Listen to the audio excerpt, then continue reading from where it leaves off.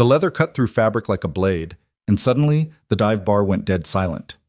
What the biker saw tattooed across her collarbone made their smug grins vanish in an instant. A black dagger. Below it, the number 73.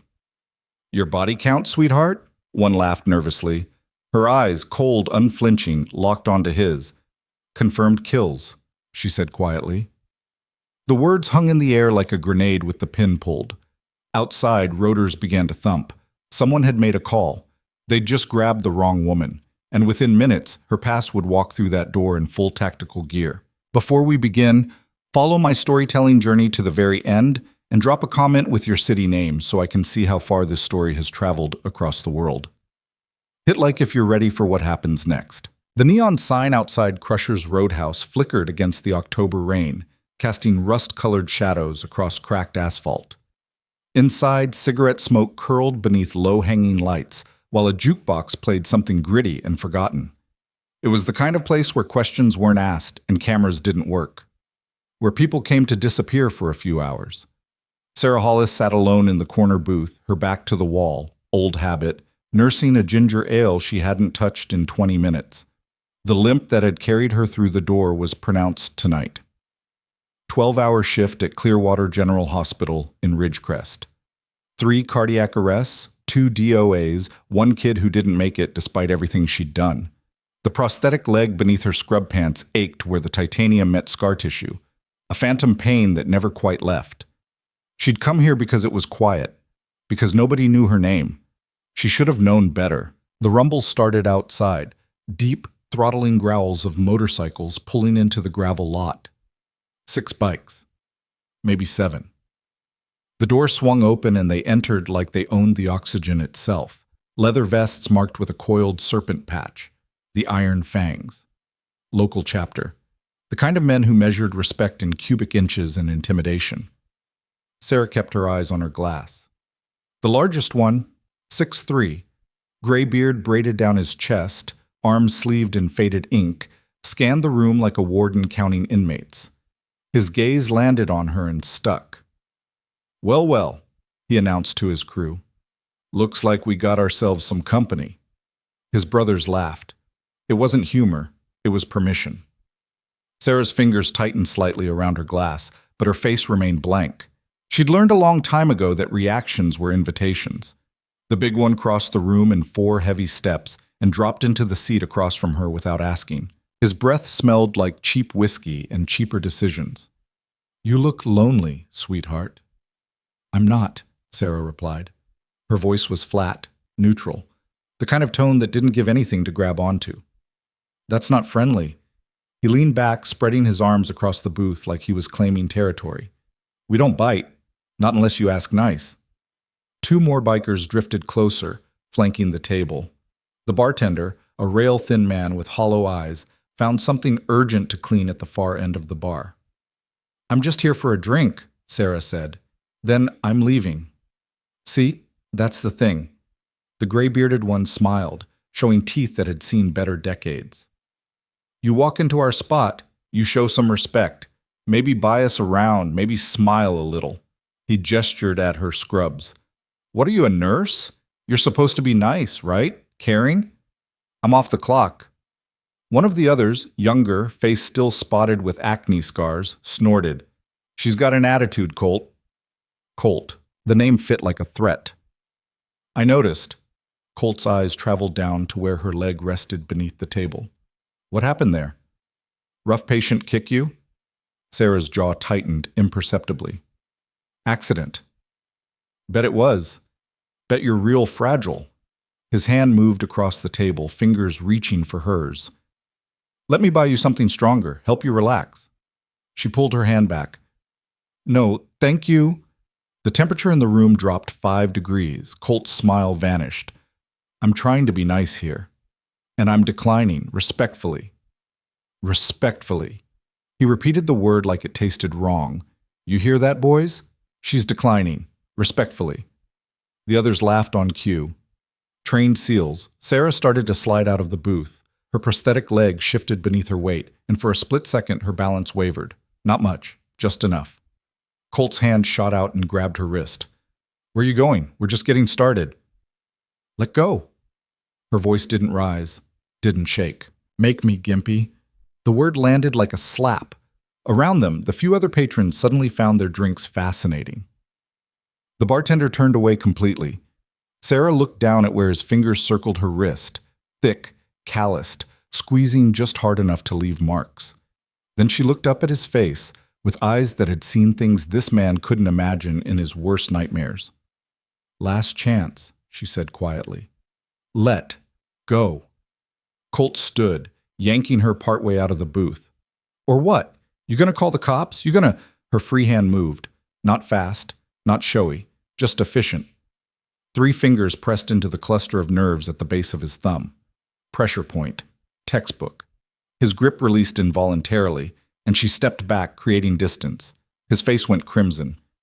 You little... He lunged.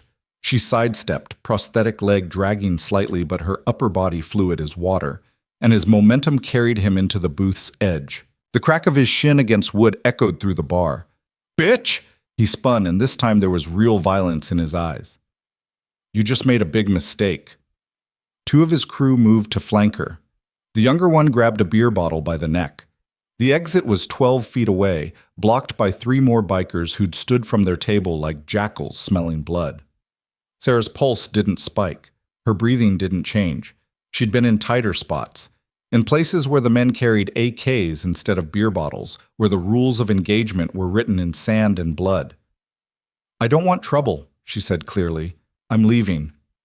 You're not going anywhere. Colt stepped forward, and this time his hand didn't grab her wrist. It fisted into the fabric of her scrub top, right at the collar, and yanked hard. The fabric tore. Not completely, but enough. Enough that the neckline ripped open, exposing her collarbone, exposing the skin beneath. And the tattoo. It was small, precise, black ink that hadn't faded despite the years. A dagger, point down, detailed enough to show the edge's serrations. Below it, in clean military stencil font, 73. The room went still. Not the nervous quiet from before. This was different, heavier. The kind of silence that precedes violence or revelation. Colt stared at the tattoo. His grip loosened. The hell is that? Sarah didn't answer. The younger biker leaned in, squinting. Is that a body count? Like dudes you banged? Someone laughed, uncertain, testing the waters. 73? Another voice chimed in. Damn, girl's been busy. Colt's confidence began to return, feeding off his crew's energy. That what you are? Some kind of... Confirmed kills, Sarah said. Her voice cut through the noise like a scalpel through skin. Clean, final. The laughter stopped. Colt blinked. What? You asked what the number means. Sarah met his eyes without blinking. 73 confirmed kills, combat engagements, verified. The younger biker snorted, but it sounded forced. Yeah, right. And I'm a Navy SEAL. You're not, Sarah said simply. Your posture's wrong. Your hands are soft. And you telegraph every move 3 seconds before you make it. He flushed. You're full of... She's full of it, Colt interrupted, but his voice had lost some of its edge. He was looking at the tattoo differently now. At the way it sat perfectly centered. Professional work, not prison ink, not some drunk mistake. I'm a nurse, Sarah said. That part's true, but before that, I was something else. What, some weekend warrior? Colt tried to sneer, but his hand had released her scrubs. Sarah adjusted her torn collar with one hand, covering the tattoo partially. I was a combat medic, Tier 1 Special Operations, 38 months deployed, 73 confirmed hostile kills while providing emergency trauma care under fire. The words hung in the smoky air like cordite. One of the bikers, older, with a faded USMC tattoo on his forearm, went pale. Iron Viper, he whispered. Sarah's eyes flicked to him. You served. Afghanistan, 2019. He was backing away from the table now, hands raised. I heard stories. They said Iron Viper was... They said you were dead. I got better. Colt looked between them, his alpha status bleeding out onto the floor. What the hell are you talking about? The Marine biker shook his head. Colt, We need to leave. Right now. I'm not running from some crippled... The door opened. Not slammed, not kicked in, just opened, smooth and controlled, and the sound it made was somehow louder than any crash could have been. The man who entered wore civilian clothes, dark jeans, a canvas jacket, but everything else screamed military. The way he scanned the room in 2 seconds flat, cataloging threats and exits, the way his weight balanced on the balls of his feet, the way his right hand hung loose near his hip where a sidearm would rest. He was followed by 3 more. Same look, same energy. Wolves in different skin. They didn't announce themselves, didn't need to. The lead man's eyes found Sarah's torn scrubs, found the exposed tattoo. His expression didn't change, but something hardened behind his eyes. "Ma'am," he said quietly, "are you injured?" Sarah shook her head once. His gaze shifted to Colt. "These men assaulting you?" "They were leaving," Sarah said. "Like hell we—" Colt started.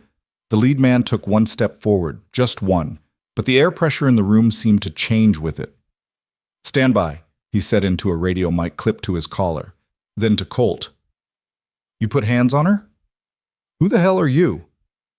"Answer the question." Colt puffed up, trying to reclaim ground. "This is a private establishment. You got no authority.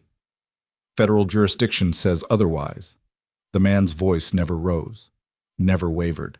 "And you just committed assault on an active asset." "She's not active," the Marine biker said, still backing toward the wall. "She retired, medical discharge." "Incorrect." The lead man pulled a phone from his pocket, tapped twice, and turned the screen toward the bikers. Even from across the room, Sarah could see the official Department of Defense seal. Staff Sergeant Sarah Hollis, status, reserve component. Security clearance, active. Assault on her person falls under Federal Statute 18 U.S.C. 1114. Colt's face went from red to white. "She's just a goddamn nurse." "She's a decorated combat medic who saved 31 American lives under hostile fire." The man pocketed his phone. "And you tore her clothing without consent. That's assault. On federal property." "We're not on federal..." Outside, the sound rolled in like distant thunder. Low, rhythmic, growing louder. Rotor blades. The bartender's eyes went wide. He grabbed his phone, started dialing, then stopped when one of the tactical team members shook his head slowly. "Sit down," the team member said. Not a suggestion. The bartender sat. Colt looked at Sarah with something between rage and fear. "Who the hell are you?" Sarah pulled her jacket from the booth, draping it over her shoulders to cover the torn scrubs. "I told you, I'm a nurse. I just wanted a quiet drink." "Bullshit. You set this up. She didn't know we were coming," the lead man said. "We've been tracking her for 72 hours. Standard protective surveillance." Sarah's head snapped toward him. "Excuse me?" He met her eyes. "Ma'am, we need to brief you. But first, we're securing this location." The helicopter was close now. The building's windows rattled slightly from the downwash. Through the front window, Sarah could see lights, not police lights, military spotlights, sweeping the parking lot. 2 black SUVs pulled in, blocking both exits from the gravel lot. "This is insane," Colt said, but his voice had lost all its fire. "We didn't do anything.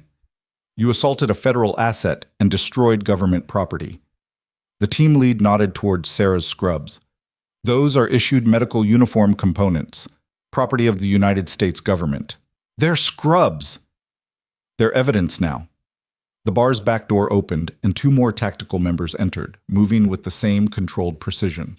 The Iron Fangs were surrounded without ever hearing a command given. The Marine biker had his hands up, palms out. "I didn't touch her. I recognized her. I tried to." "You stood by while she was assaulted." The team lead's eyes were Arctic cold. "That's accessory." "Please, The helicopter landed in the adjacent lot. Through the window, Sarah could see it clearly now. UH-60 Blackhawk, no markings, side doors open. A figure jumped out before the skids fully settled, moving toward the bar's entrance. Sarah's stomach tightened. She recognized the gait, the way the man carried his shoulders. The door opened, and Commander Marcus Reeves stepped inside. He was 52 years old, silver-haired, and had the kind of presence that made colonels stand straighter. He wore a tactical vest over civilian clothes, an earpiece, and an expression that could freeze nitrogen. His eyes found Sarah immediately. "Iron Viper," he said. It wasn't a question. Sarah stood slowly, her prosthetic leg protesting the sudden movement. "Commander Reeves, I thought you retired." "I did. Got called back." He crossed to her in 3 strides, his gaze sweeping over the torn scrubs, her posture, the bikers. "Status report." "I'm fine, sir." "That's not what I asked." She exhaled slowly. "Minor altercation. No injuries." Reeves turned to the team lead. "Buchanan, sit rep." 6 hostiles, 1 assault witnessed, 1 attempted battery. Asset is secure. "They're not hostiles," Sarah said quietly. They're suspects in a federal investigation now." Reeves's voice cut through her objection. "And witnesses." He looked at Colt. "You grabbed her?" Colt's mouth opened, closed. "I didn't know." "Didn't know what?" "That assaulting women has consequences?" Reeves stepped closer, and despite being 3 inches shorter, he somehow loomed. "Or didn't know she could snap your arm before you finished that sentence." "Commander," Sarah said, "this isn't necessary." "The hell it isn't." Reeves pulled a tablet from his vest, swiped twice, and turned it toward the bikers. "Clearwater General Hospital, ER floor, 17 hours ago. Cardiac trauma patient, GSW to chest, 3 minutes from bleeding out." He tapped the screen. Security footage played, grainy but clear. Sarah, moving like liquid between crash cart and patient, hands blur fast, calling commands to nurses twice her age. "She saved that man's life. Again." He swiped to another video. Desert landscape, night vision green. Sarah, younger, both legs intact, dragging a wounded soldier across open ground while rifle fire kicked up sand around her. Kandahar Province, October 2021. She carried Corporal Davis 300 meters under enemy fire after his squad was ambushed, took shrapnel to her left leg, kept pressure on his femoral artery the entire way. He lived. She lost the leg. The bar was a tomb. Reeves swiped again. More footage, more saves, more moments where Sarah had stood between death and the living. 73 confirmed kills, Reeves said slowly. But that's not the number that matters. Know what is? He looked at each biker in turn. 217. That's how many service members are alive today because she refused to let them die. 217 sons, daughters, fathers, mothers, walking around, breathing, living. Colt's face had gone from white to gray. You grabbed a woman who's saved more lives than you've met. Reeves pocketed this tablet. You tore her clothing, you mocked her disability, a disability she earned serving her country while you were... What? Selling meth? Running guns? We're a legitimate motorcycle club. You're suspects now. Reeves nodded to Buchanan. Federal agents are en route. FBI has some questions about your club's recent activities.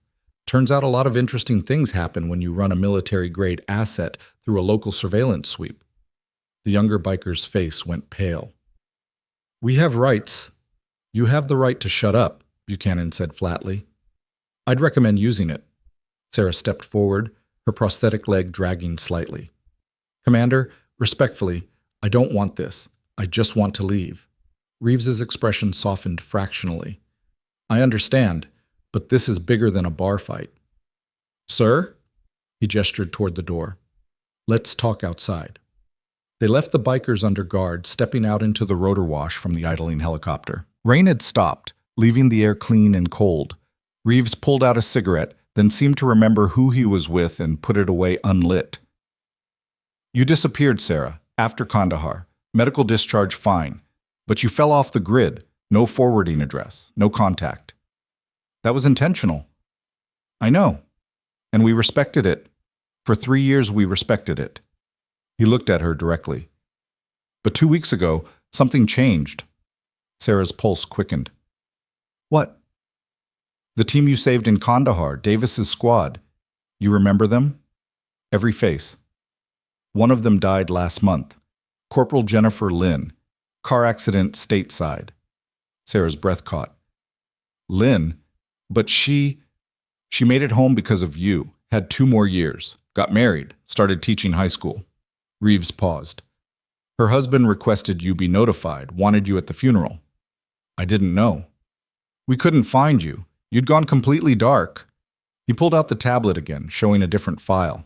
But Lynn's death triggered a review of all Kandahar operations, including yours, and some things came to light that we need to discuss. What things? Reeves glanced back at the bar, where Buchanan and his team had the bikers face down on the floor now, hands zip-tied. Not here. But the short version? The mission you thought failed? The one where you lost your team? Sarah's hands clenched. Don't. It didn't fail, Sarah. 3 of your team survived. They've been looking for you. The world tilted slightly. Sarah's prosthetic leg suddenly felt like it weighed 1,000 pounds. That's not possible. You saw what you could see in the chaos, but Martinez, Kowalski, and Chen made it out. Wounded, reassigned, but alive. Reeves's voice gentled. They want to see you. They've wanted to for years. Sarah's vision blurred. She blinked hard, forcing the tears back. Why now? Why come here? Because 2 weeks of surveillance on you showed us something we needed to confirm. Reeves pulled up another video on the tablet. Sarah at the hospital, Sarah leaving her apartment, Sarah sitting alone in this very bar. You've got a tail. What? Someone's been tracking you, professional, careful. We don't know who yet, but we know they've been on you for at least 6 months, maybe longer. The cold air suddenly felt colder. Why? That's what we need to figure out. But until we do, you're under protective surveillance. He gestured to the helicopter. I'm offering you a choice. Come back to base. Talk to your old team. Help us identify the threat. Or what? Or we assign a protection detail and you keep living your life, hoping whoever's tracking you doesn't decide to do more than watch. His eyes were serious. You've made enemies, Sarah. People who lost friends to Iron Viper, and some of them have long memories. Inside the bar, one of the bikers was shouting something about lawyers. Buchanan's calm voice cut through it, explaining federal holding procedures. Sarah looked at the helicopter, at the open door, at the life she'd spent 3 years trying to leave behind, reaching out with rotor blades and memories. I have a shift tomorrow, she said quietly. We'll handle it. I have patients who depend on, and we have soldiers who are alive because you wouldn't quit on them. Reeves stepped closer. 3 years ago, you decided you'd done enough, paid enough. And maybe you were right. But tonight some bastards put hands on you because they thought you were weak, because they couldn't see past the limp and the scrubs. It's exactly why. His voice hardened. You saved 217 lives, Sarah. You bled for this country. And those men in there treated you like you were nothing, like your service meant nothing, like your sacrifice, he pointed at her prosthetic leg, meant nothing. This isn't revenge. It's justice, it's accountability, and it's protection. Reeves pulled out a folder, handed it to her. Read this. Then decide. Sarah opened it with shaking hands. Inside were photographs. Surveillance stills, a man in dark clothing, always at a distance, always watching, different locations, different times, all focused on her. The last photo made her blood freeze. It was taken yesterday, outside Clearwater General. The man was close enough that his face was partially visible, close enough that she could see what he was holding.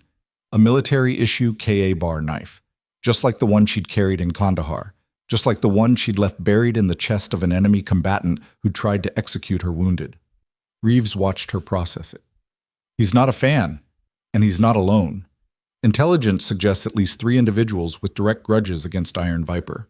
2 are incarcerated, one's location unknown. And this one?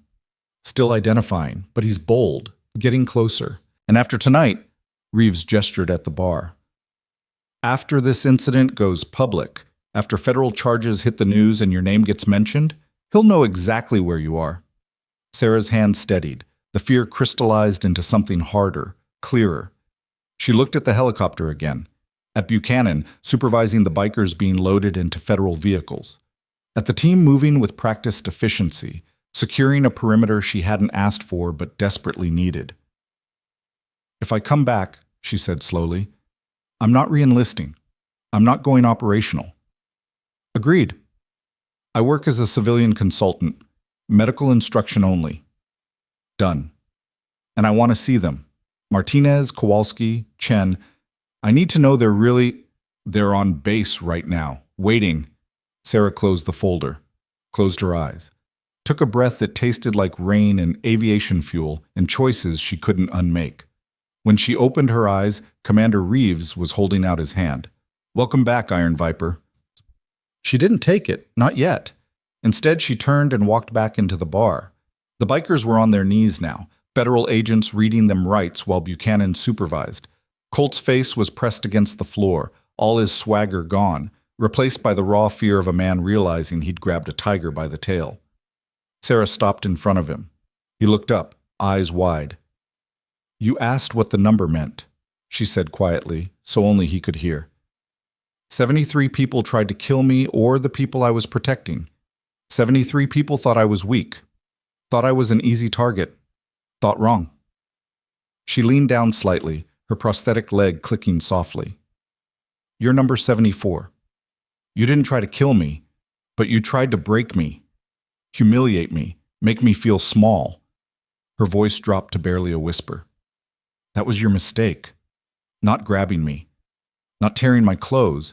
Your mistake was thinking the quiet ones are the weak ones. Colt's mouth trembled. Sarah straightened, turned, and walked out without looking back. Behind her, federal agents continued their work. Evidence bags appeared. Cameras flashed. The machinery of justice ground forward with the inevitability of a glacier.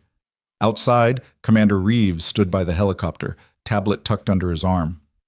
Sarah approached, her limp pronounced but her spine straight. I have conditions, she said. Name them. I keep my apartment. I keep working at the hospital part-time. And if this stalker comes for me... She met his eyes. I handle it my way.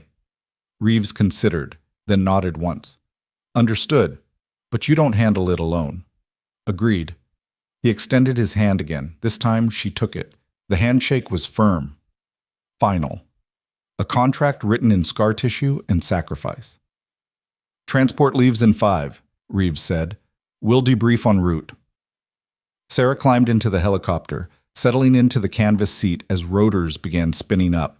Through the open door, she watched the bar shrink below them, watched the federal vehicles form a convoy, watched the last 3 years of her quiet life become something else entirely. Buchanan climbed in last, pulling the door shut. Over the headset, his voice crackled. Welcome back, Viper. The team's been incomplete without you. Sarah didn't answer. She was too busy watching Ridgecrest fall away beneath them, the city lights blurring into streams of gold and white. Somewhere down there, a man with a knife was watching. Somewhere down there, 3 teammates she'd thought dead were waiting. Somewhere down there, the person she'd tried to bury was clawing back to the surface. And in the bar below, 7 men were beginning to understand what it meant to underestimate someone, what it cost, what it revealed. The helicopter banked east, toward the mountains, toward a military base whose name didn't appear on any map, toward a reunion Sarah wasn't ready for but could no longer avoid. In her pocket, her phone buzzed. A text from an unknown number. Just 2 words. Found you, boomed. Found you. Sarah stared at the screen as the helicopter gained altitude, as the world below became abstract and distant, as the life she'd built dissolved into the rotor wash. She deleted the text without responding. Then she pulled her jacket tighter, covering the tattoo that had started everything, and watched the horizon swallow the stars. The base materialized from darkness like a secret the mountains had been keeping. No signs marked the turnoff from Highway 78. No lights announced the perimeter fence, just a narrow road that wound through pine forest until the trees opened onto a compound that could have been mistaken for a corporate retreat, if not for the guard towers and the way armed sentries moved through shadows with night vision optics. The helicopter touched down on a pad surrounded by blast walls. Before the rotors stopped spinning, Sarah saw them. 3 figures standing at the edge of the tarmac, backlit by floodlights. Even from 50 yards away, even after 3 years, she knew their silhouettes. The way Martinez stood with his weight shifted left to favor his rebuilt hip. The way Kowalski crossed her arms high on her chest, protective. The way Chen's head tilted slightly when he was processing something difficult. Sarah's throat closed. Take your time, Reeves said through the headset. They've waited this long. She unbuckled, her hand shaking badly enough that Buchanan reached over to help. He didn't comment on it, just clicked the release and stepped back. The moment her boots hit concrete, Martinez moved. Not running, his hip wouldn't allow that anymore, but closing the distance with purpose. His face was older, lined with scars that hadn't been there before, but his eyes were the same. Dark, intense, burning with something between relief and rage. He stopped 3 feet away, close enough to touch, far enough to respect the space she might need. You're alive, he said. His voice cracked on the second word. So are you. Sarah's own voice sounded foreign to her ears. They told me. Everyone said the building collapsed. We were buried for 14 hours. Martinez's jaw worked. Kowalski lost 3 fingers. Chen's got a plate in his skull. I've got 22 screws holding my pelvis together, but we made it out. Behind him, Kowalski and Chen approached more slowly. Kowalski's left hand was gloved, hiding whatever reconstruction the surgeons had managed. Chen walked with a slight hitch, and when he got close enough, Sarah could see the scar that ran from his temple to his jaw. We looked for you, Kowalski said quietly. For 2 years, we pushed every contact we had. DOD said you were discharged, medical, classified location. I asked them to bury it, Sarah admitted. I thought you were all dead. I didn't want to be found. We know. Chen's voice was softer than she remembered, like the head injury had stolen some of his volume. Reeves told us. You blamed yourself. I was team lead. I made the call to enter that compound. And you saved our asses when it went sideways, Martinez cut in. You dragged me out first. Came back for Kowalski while the roof was coming down. Went back a 3rd time for Chen, even though command was screaming for you to abort. Sarah's eyes burned. I lost Davis, I lost Stevens, You lost your leg keeping the rest of us breathing. Kowalski stepped forward, closing the gap, and pulled Sarah into a hug that smelled like gun oil and determination. Enough. We're done blaming you for staying alive. The dam broke. Sarah didn't sob, didn't collapse, but tears came hot and fast, and her shoulders shook while Kowalski held her. Martinez's hand landed on her back, heavy and steady. Chen moved in close, and for 30 seconds on a military tarmac surrounded by people who killed for a living, Sarah let herself be held by ghosts she'd mourned.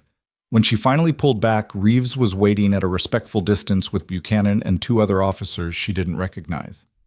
Debriefing in 20 minutes, Reeves announced. Medical can wait until morning, but I need Hollis cleared by psych before we proceed. Martinez's face darkened. She just got here. Give her a damn minute. We don't have minutes. The surveillance photos I showed her are 12 hours old. Whoever's tracking her knows we pulled her out. Reeves gestured toward a low building beyond the tarmac. Conference room 2. Buchanan will escort you. I'll take her, Martinez said. It wasn't a request. Reeves studied him for a beat, then nodded. Fine, but all 4 of you report in 15. He walked away, Buchanan trailing, leaving Sarah alone with the team she'd thought she'd buried. Chen broke the silence first. You look good, considering. Liar, Sarah managed something close to a smile. I look like I've been living on hospital coffee and denial. So normal for you.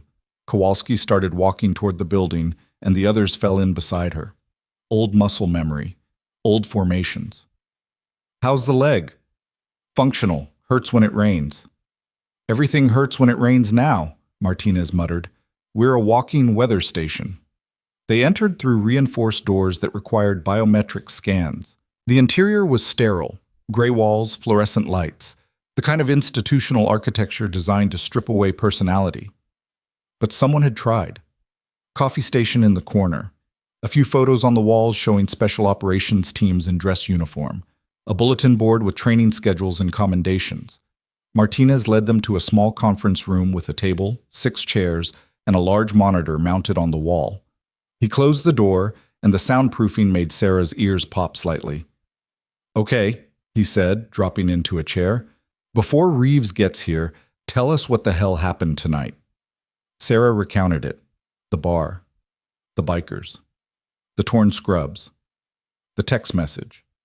She left nothing out, and they listened without interrupting. When she finished, Kowalski was pale. Someone texted you, found you, while you were in the air? Yeah. Show me. Sarah pulled out her phone, but the message was gone. Not just deleted, erased. The entire thread had vanished from her history. I deleted it, Sarah said slowly. But it should still be in trash. Chen took the phone, his fingers moving across the screen with practiced efficiency. It's been wiped, remotely. Whoever sent it scrubbed it from your device. How is that possible? Military-grade spyware, or someone with back-end access to your carrier. Chen looked up, and his expression was grim. This isn't some stalker with a grudge. This is operational-level surveillance. The door opened, and Reeves entered with Buchanan and a woman Sarah didn't recognize. Mid-40s, wearing civilian clothes, but carrying herself like brass. She had the kind of eyes that had read too many classified files and not enough good news. Staff Sergeant Hollis, the woman said, extending her hand. I'm Dr. Vivian Cross, Defense Intelligence Agency. I've been tracking your case for the past 6 months. Sarah shook her hand warily. What case? I'm retired. Not according to our threat assessment board. Cross pulled a laptop from her bag, set it on the table, and typed rapidly. The wall monitor came to life, displaying a photo of a man. Middle-aged, Middle Eastern features, scarred face. Recognize him? Sarah's blood went cold. Tariq al-Rahman, Kandahar. He was the local militia commander we eliminated. Yes. Cross brought up another photo. Same man, but in this one he was standing outside a mosque, surrounded by armed fighters. Except he didn't die. His brother did. Tariq survived the airstrike you called in. Severe burns, lost his right arm, and he's been building a network ever since.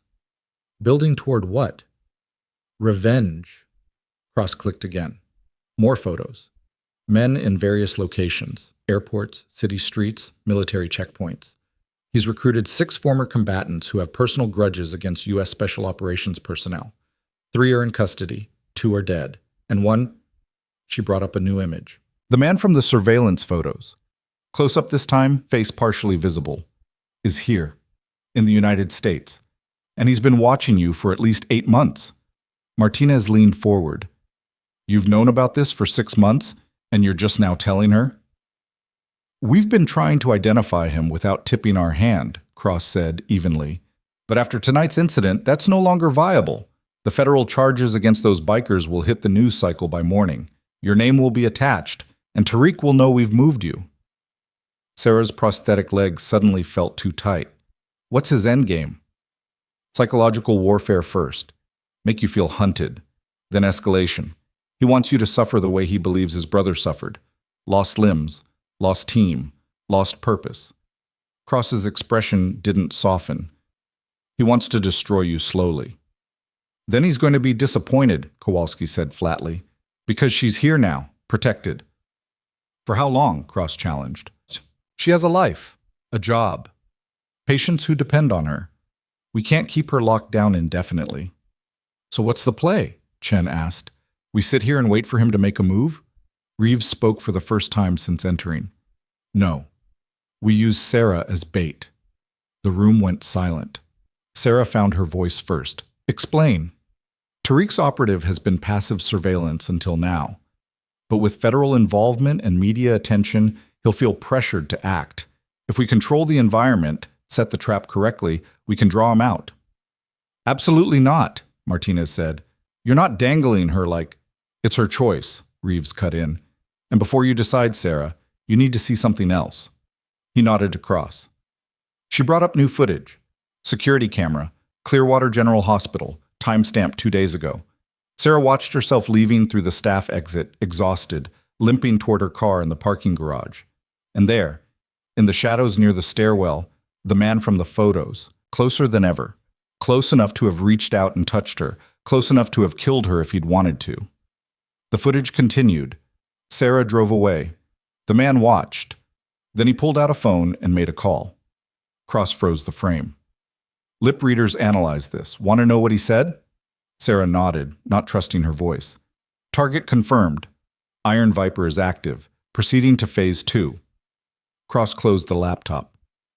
That was 48 hours ago. We don't know what Phase 2 entails, but the language suggests escalation. He could have killed me in that garage, Sarah said quietly. Why didn't he? Because Tariq doesn't want you dead, Cross replied. Not quickly. He wants you broken. He wants everyone you've saved to watch you fall apart. Then he wants you to beg before he finishes it. The words settled like lead in Sarah's stomach. Chen spoke carefully. If we use her as bait, what's the operational framework? Reeves pulled out a folder, spread papers across the table. We announced that Sarah's returning to Clearwater General part-time, controlled environment, hospital security augmented with our personnel. We make her visible but protected.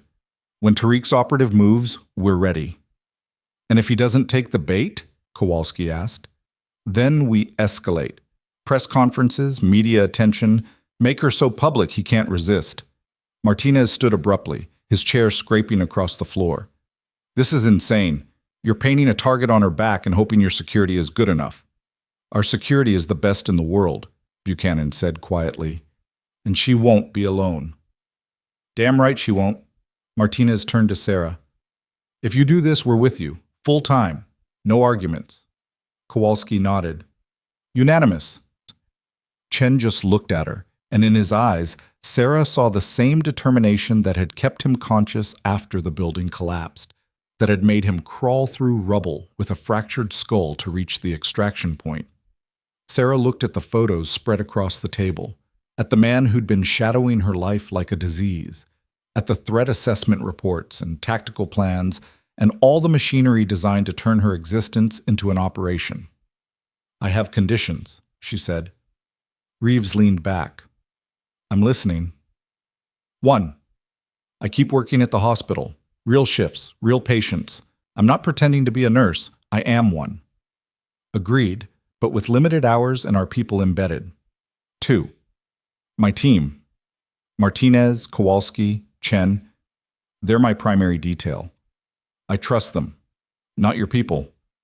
They'll work in conjunction with Buchanan's team, but yes. 3.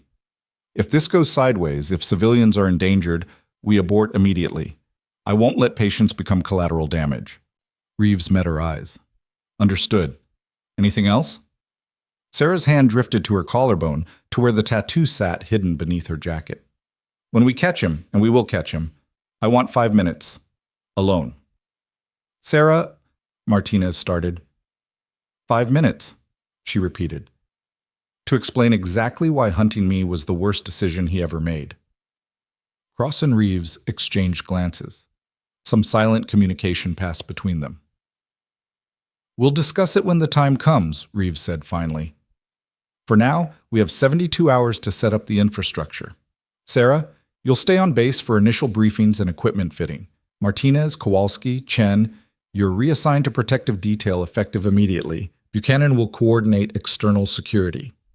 Equipment fitting? Sarah asked. Buchanan smiled slightly. You didn't think we'd send you out there without upgrades, did you? The meeting broke up 20 minutes later after Cross walked them through threat matrices and response protocols. When the others filed out, Reeves held Sarah back. You're sure about this? He asked when they were alone. No, Sarah admitted, but he's not going to stop, and I'm tired of running from ghosts. This isn't running. This is standing your ground. Reeves pulled an envelope from his jacket. Before you commit fully, read this. It's from Corporal Lynn's husband. He wrote it before she died. Sarah took it, her hand steady now. What's it say? Read it yourself. But the short version, she spent the last 2 years of her life trying to find you. To thank you. To tell you that every morning she woke up next to her husband. Every day she taught kids about history and possibility. Every moment she had. She knew it was borrowed time you'd given her. His voice roughened. You saved her life in Kandahar. She wanted you to know it meant something. Sarah's vision blurred again, but she blinked it clear. Okay. Get some rest. Tomorrow we start training. And Sarah? He paused at the door. Those bikers tonight? The ones who thought you were weak? The federal charges are just the beginning. Once the media picks it up, once people hear what you did in service of this country, those men are going to become pariahs. Their club will disown them. Their community will reject them. They grabbed a war hero and mocked her sacrifice. I'm not a hero. You're exactly a hero. You just never wanted the title. He opened the door. Sleep. Tomorrow gets hard. Martinez was waiting in the hallway when she emerged. He led her through corridors that smelled like disinfectant and old coffee to a small room with a bed, a desk, and a window overlooking the compound. It's not much, he said, but it's secure. It's fine. Sarah sat on the bed, testing the mattress. Military issue, firm. You don't have to stay. Yeah, I do. He leaned against the doorframe. For 3 years, I thought you were dead. Then I found out you were alive and hiding. Then I found out why. His voice dropped. I get it, Sarah. The guilt, the survivor's shit. I've been drowning in it too. Martinez, let me finish. He looked at his hands. After we got pulled out, after the surgeries and rehab, they wanted to give me a medal. I told them to shove it. How could I accept an award when my team lead lost her leg saving my ass? When Stevens and Davis didn't make it home? That's not your fault. And Kandahar's not yours. He met her eyes. We're going to catch this bastard. We're going to end this threat. And then we're going to figure out how to live with what we carry. Together. Because I'm done losing people I care about. Sarah's throat tightened. I don't know if I can do this.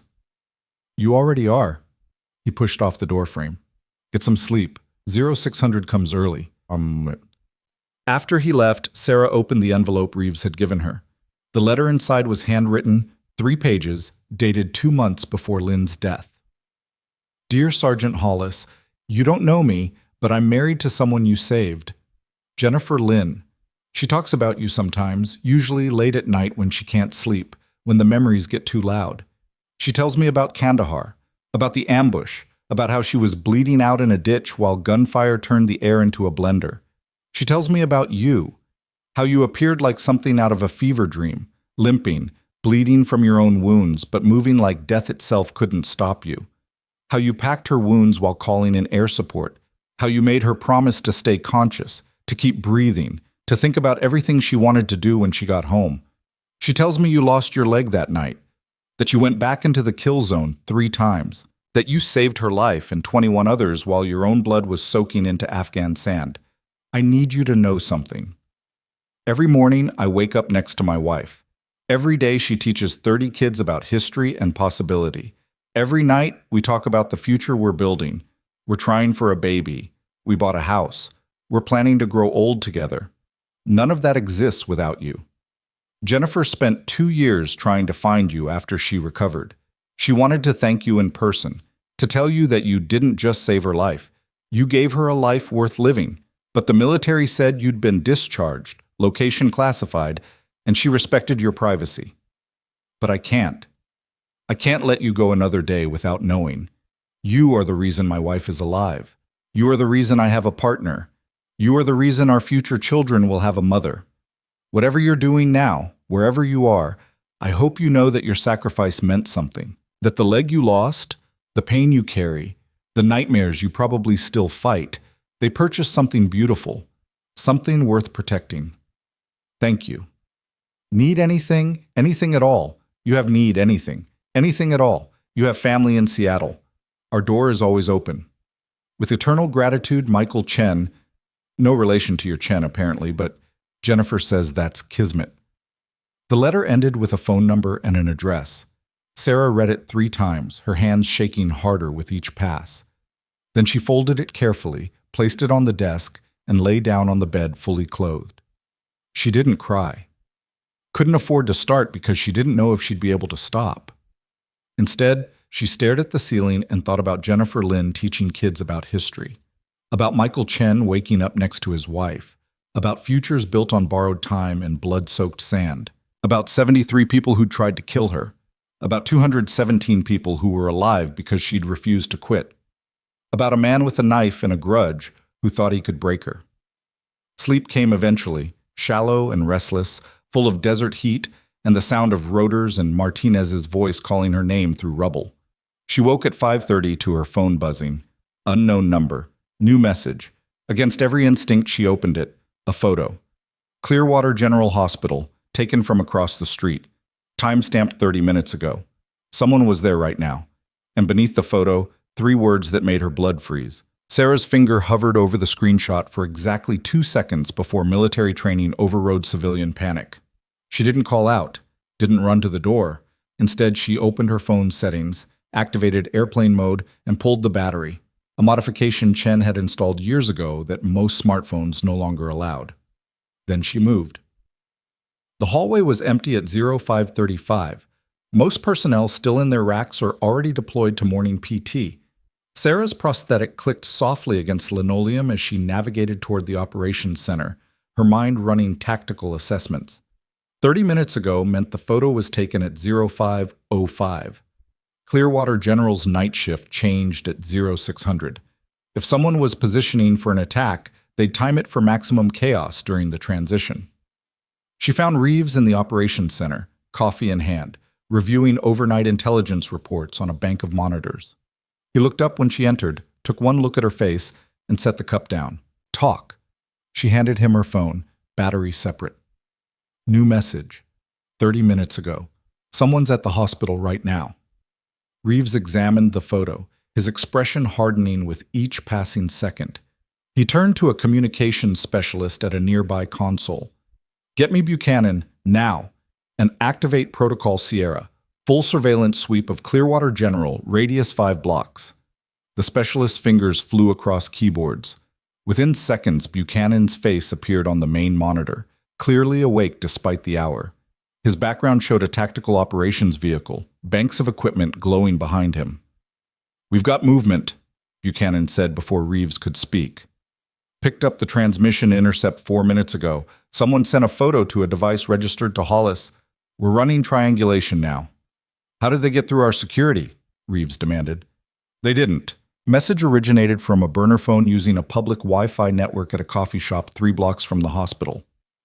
Phone's already offline, but Buchanan looked at something off-screen. We've got thermal imaging showing a single individual on the hospital's east roof access. Been there for approximately 40 minutes. Sarah stepped closer to the monitor. East roof overlooks the ER ambulance bay and staff parking. Clear line of sight to the main entrance. Confirmed. Buchanan brought up live thermal feed, a human-shaped heat signature, prone position, stationary. Armed, long rifle configuration based on the thermal length, suppressor visible. The room's temperature seemed to drop 20 degrees.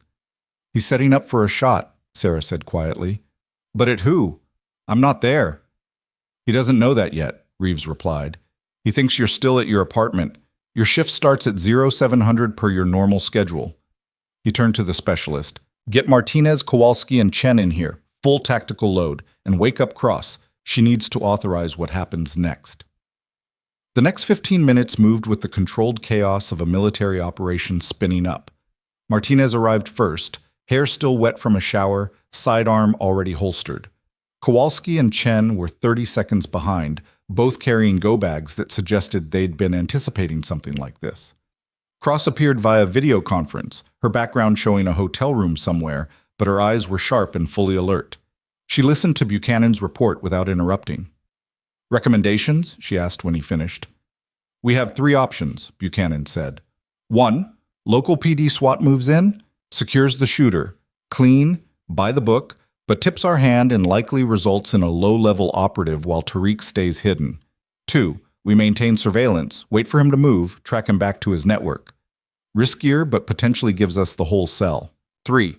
We activate the trap early, use this to draw Tariq out personally. Option 3 gets people killed, Martinez said flatly. Civilians, hospital staff. Not if we control the environment, Reeves countered. We evacuate the ER under the guise of a gas leak. Stage Sarah's arrival. Make it look natural. When the shooter takes position for the shot, we collapse on him. Sarah's prosthetic ached where she'd been unconsciously putting weight on it. He won't take the shot himself. He's surveillance, a spotter. Tariq wants to watch, not pull the trigger. Cross leaned forward on screen. Explain. The text said counting down, not I'm coming for you or you're dead. Counting down implies a timeline, a performance. Sarah's mind raced through psychological profiles she'd built during endless nights of enemy behavior analysis.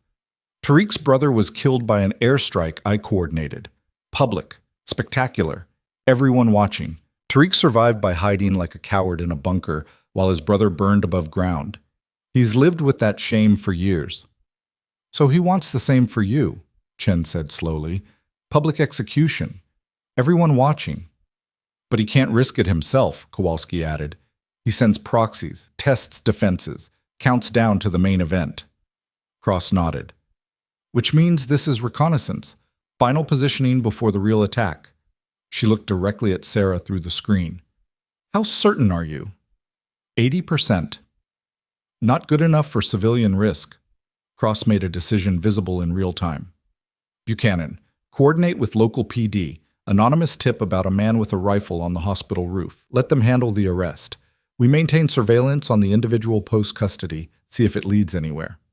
And if it doesn't, Reeves asked, then we accelerate the timeline on option 3, but we do it smart, controlled. No cowboy operations. Cross's eyes found Sarah.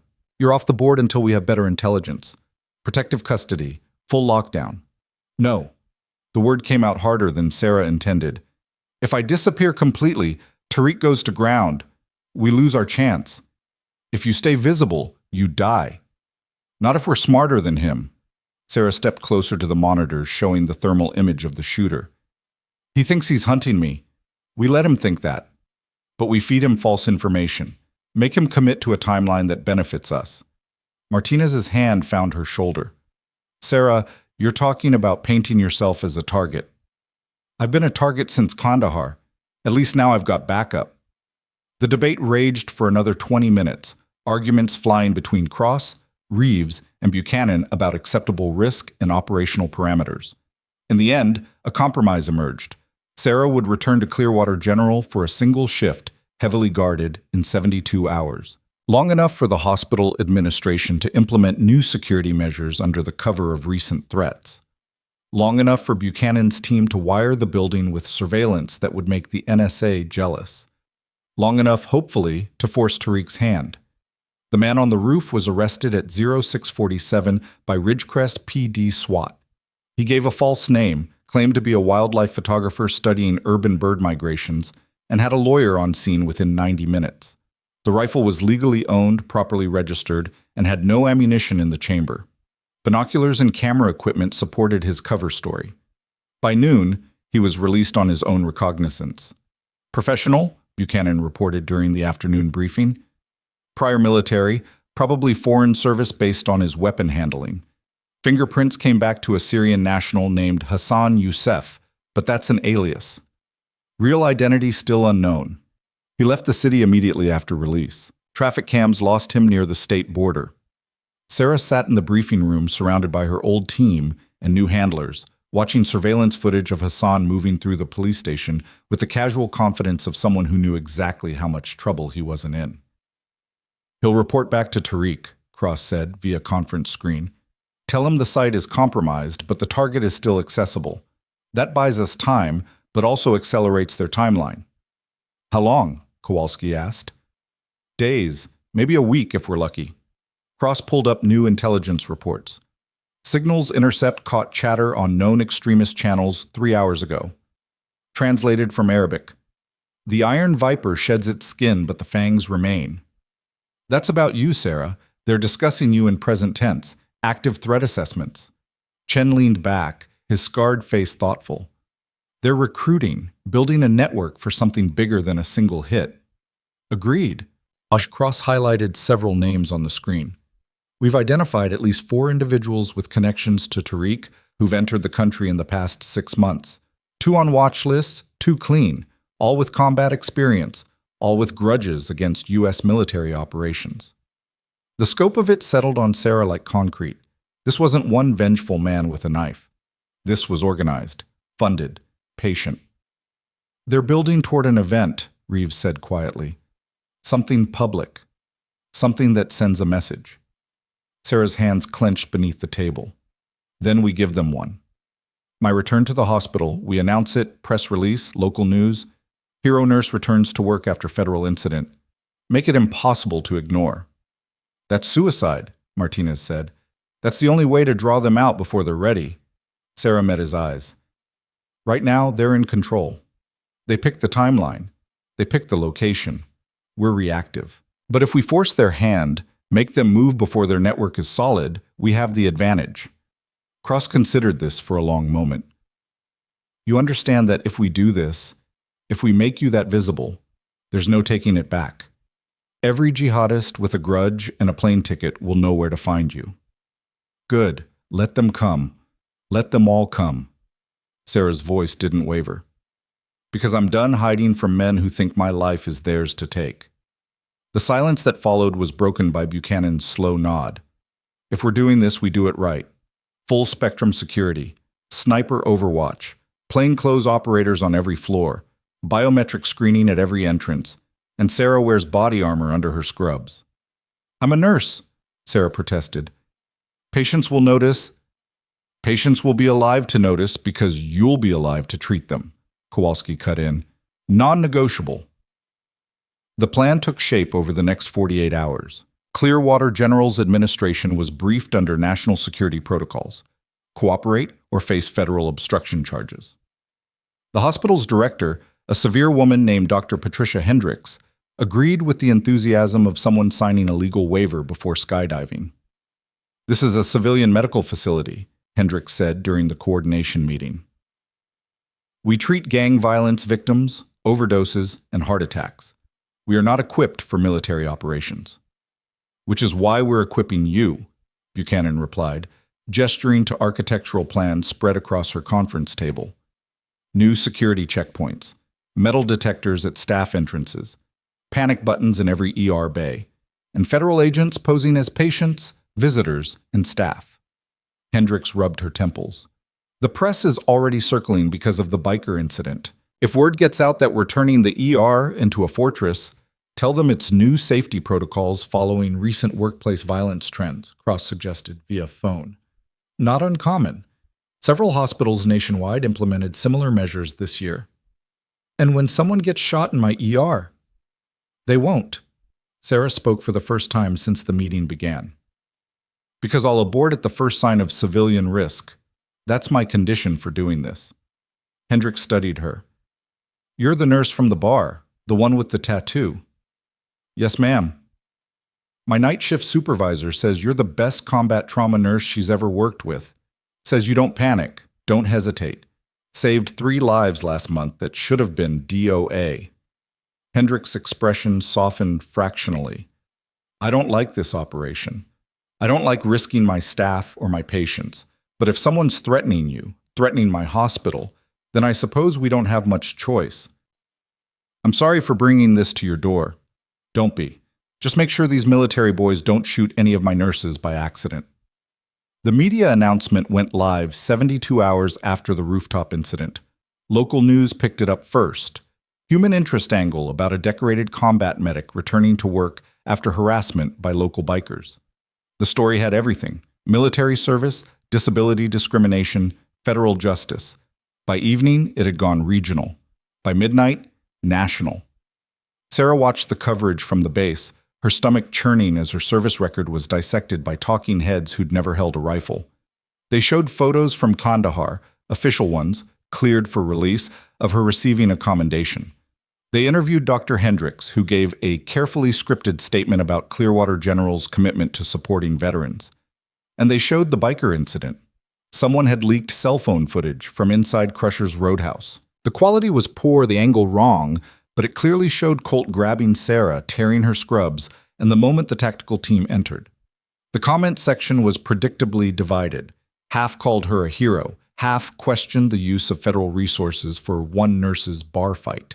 But buried in the noise, intelligence analysts found what they were looking for: coded messages on extremist forums, references to the Viper, timeline discussions, logistics planning. They're moving, Cross reported on the 4th day. Chatter increased 300% after the news coverage. We've identified 2 more individuals who've changed travel plans to route through Ridgecrest. One booked a hotel 4 blocks from the hospital. Sarah's first shift back was scheduled for 1900 hours. Evening rotation, when the ER typically saw peak volume. Drunk drivers, domestic violence, knife fights, and drug overdoses. Chaos that provided cover for both attacks and protection. The day arrived with gray skies and the threat of rain. Sarah dressed in her apartment under Martinez's watchful eye, standard scrubs but with level 3 a body armor beneath, thin enough to hide but strong enough to stop most handgun rounds. Her prosthetic had been fitted with a GPS tracker, so small she couldn't feel it. An emergency beacon was sewn into her waistband. "You don't have to do this," Martinez said for the 10th time. "We can find another way." "Name one." He couldn't. They both knew it. Kowalski drove them to the hospital in an unmarked SUV, Chen riding shotgun with a carbine held low between his knees. The route had been sanitized 3 times, every intersection checked, every overpass cleared, every potential ambush point covered by sniper teams. Clearwater General loomed ahead, its white facade glowing under parking lot lights. New security barriers had been installed at the entrances. Armed guards, actual guards, not operators in disguise, stood visible at every door. "Subtle," Sarah muttered. "Deterrent," Chen corrected. "We want low-level threats to think twice. The serious ones will see through it, but that's fine. We want them to come." They entered through the staff entrance, passing through metal detectors and biometric scanners that hadn't existed a week ago. Other nurses stared as Sarah walked through, recognition and curiosity warring on their faces. News coverage had made her famous in the worst way. The ER was organized chaos, every bay occupied, triage full, the waiting room packed with the city's broken and bleeding. Dr. Hendricks met Sarah at the nurses' station, her expression professionally neutral. Bay 3 needs a trauma assessment. Bay 7's asking for pain management. Bay 12 is withdrawing from something chemical, probably meth. Welcome back. Sarah tied her hair back, pulled on gloves, and stepped into the controlled catastrophe that was emergency medicine. For the next 2 hours, she was just a nurse again, vitals and vein access, trauma protocols and triage decisions, an elderly man with chest pain, a teenager who'd wrapped his motorcycle around a telephone pole, a mother holding a feverish infant, terror in her eyes. Martinez shadowed her posing as hospital security, earpiece hidden beneath hair he'd grown out for the assignment. Kowalski was in the waiting room, dressed like a concerned family member. Chen monitored from the parking garage, rifle case disguised as medical equipment. Buchanan coordinated from a command vehicle 2 blocks away, watching live feeds from 43 cameras now installed throughout the hospital. Everything was going according to plan, which should have been the first warning. At 21:30 hours during shift change chaos, a code blue sounded from the cardiac wing, 3rd floor, opposite end from the ER. Standard protocol dictated that available nurses respond to assist.